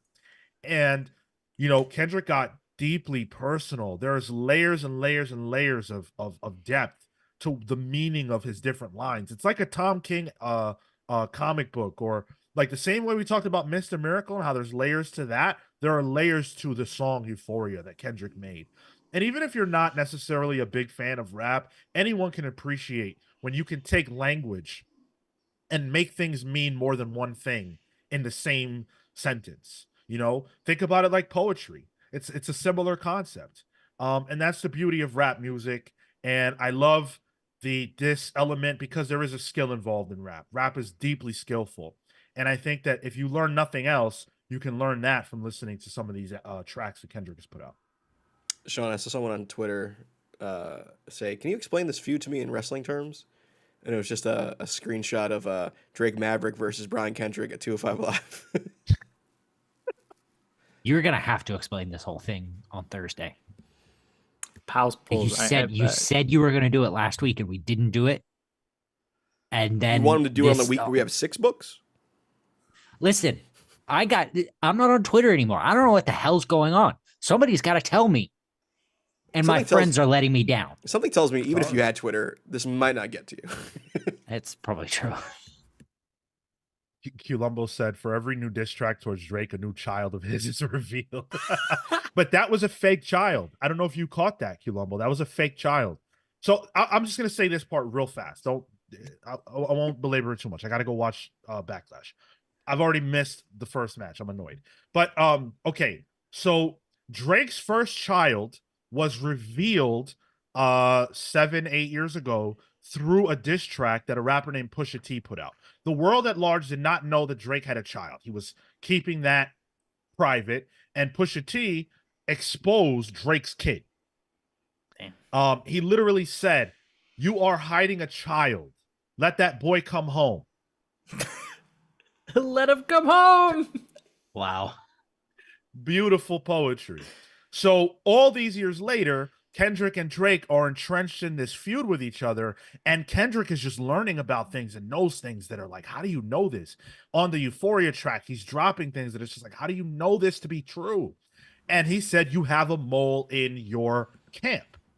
So Drake factually placed and seeded fake news about him having a kid. He put out a fake rumor about him having a daughter from 11 years ago that no one knew about. And on another diss track that Kendrick put out, he talked about this daughter, but it's a fake kid. That's not real. The actor who played Drake's kid, this girl, was also in some music video. It's not true. He did this to bait Kendrick. It's so crazy. I thought Kendrick just talked to Nardwar or something to get this information. But damn, yo, Nardwar goes deep, man. Lewis Beats said, if Euphoria was a Tom King book, Meet the Grams was a Garth Ennis book. Yeah, you're completely right. I'm loving this beef. It's so much fun. Oh, he said, beef. It's great. You guys are great. thank you so much for hanging out with us for this extended episode, especially to you pals warriors that have been here for all 3 hours today hanging out with us. Those of you who went to get your free comic book day stuff and then came back somehow, like, damn, this show is that long. And we were still on. Yeah. It's crazy. What is this, 2016? But I feel like we're actually doing a good show. That's the difference. Yeah. No, Tyler, you don't think so? No, I just want to keep going. You stay out of that one. That's all I'll right. stay out of that one. Well, we just weren't, we weren't seasoned yet. Thank you for hanging out with us. We appreciate you guys. Thursday for Pals Pulls. We will see you then. Oh, patreon.com/thecomics pals if you want to support. Thank you for everybody that joins us there. Subscribe if you're not subscribed. All that good stuff. We live and die based on you guys. So thank you. For the pals, I'm Sean saying until next week, take care.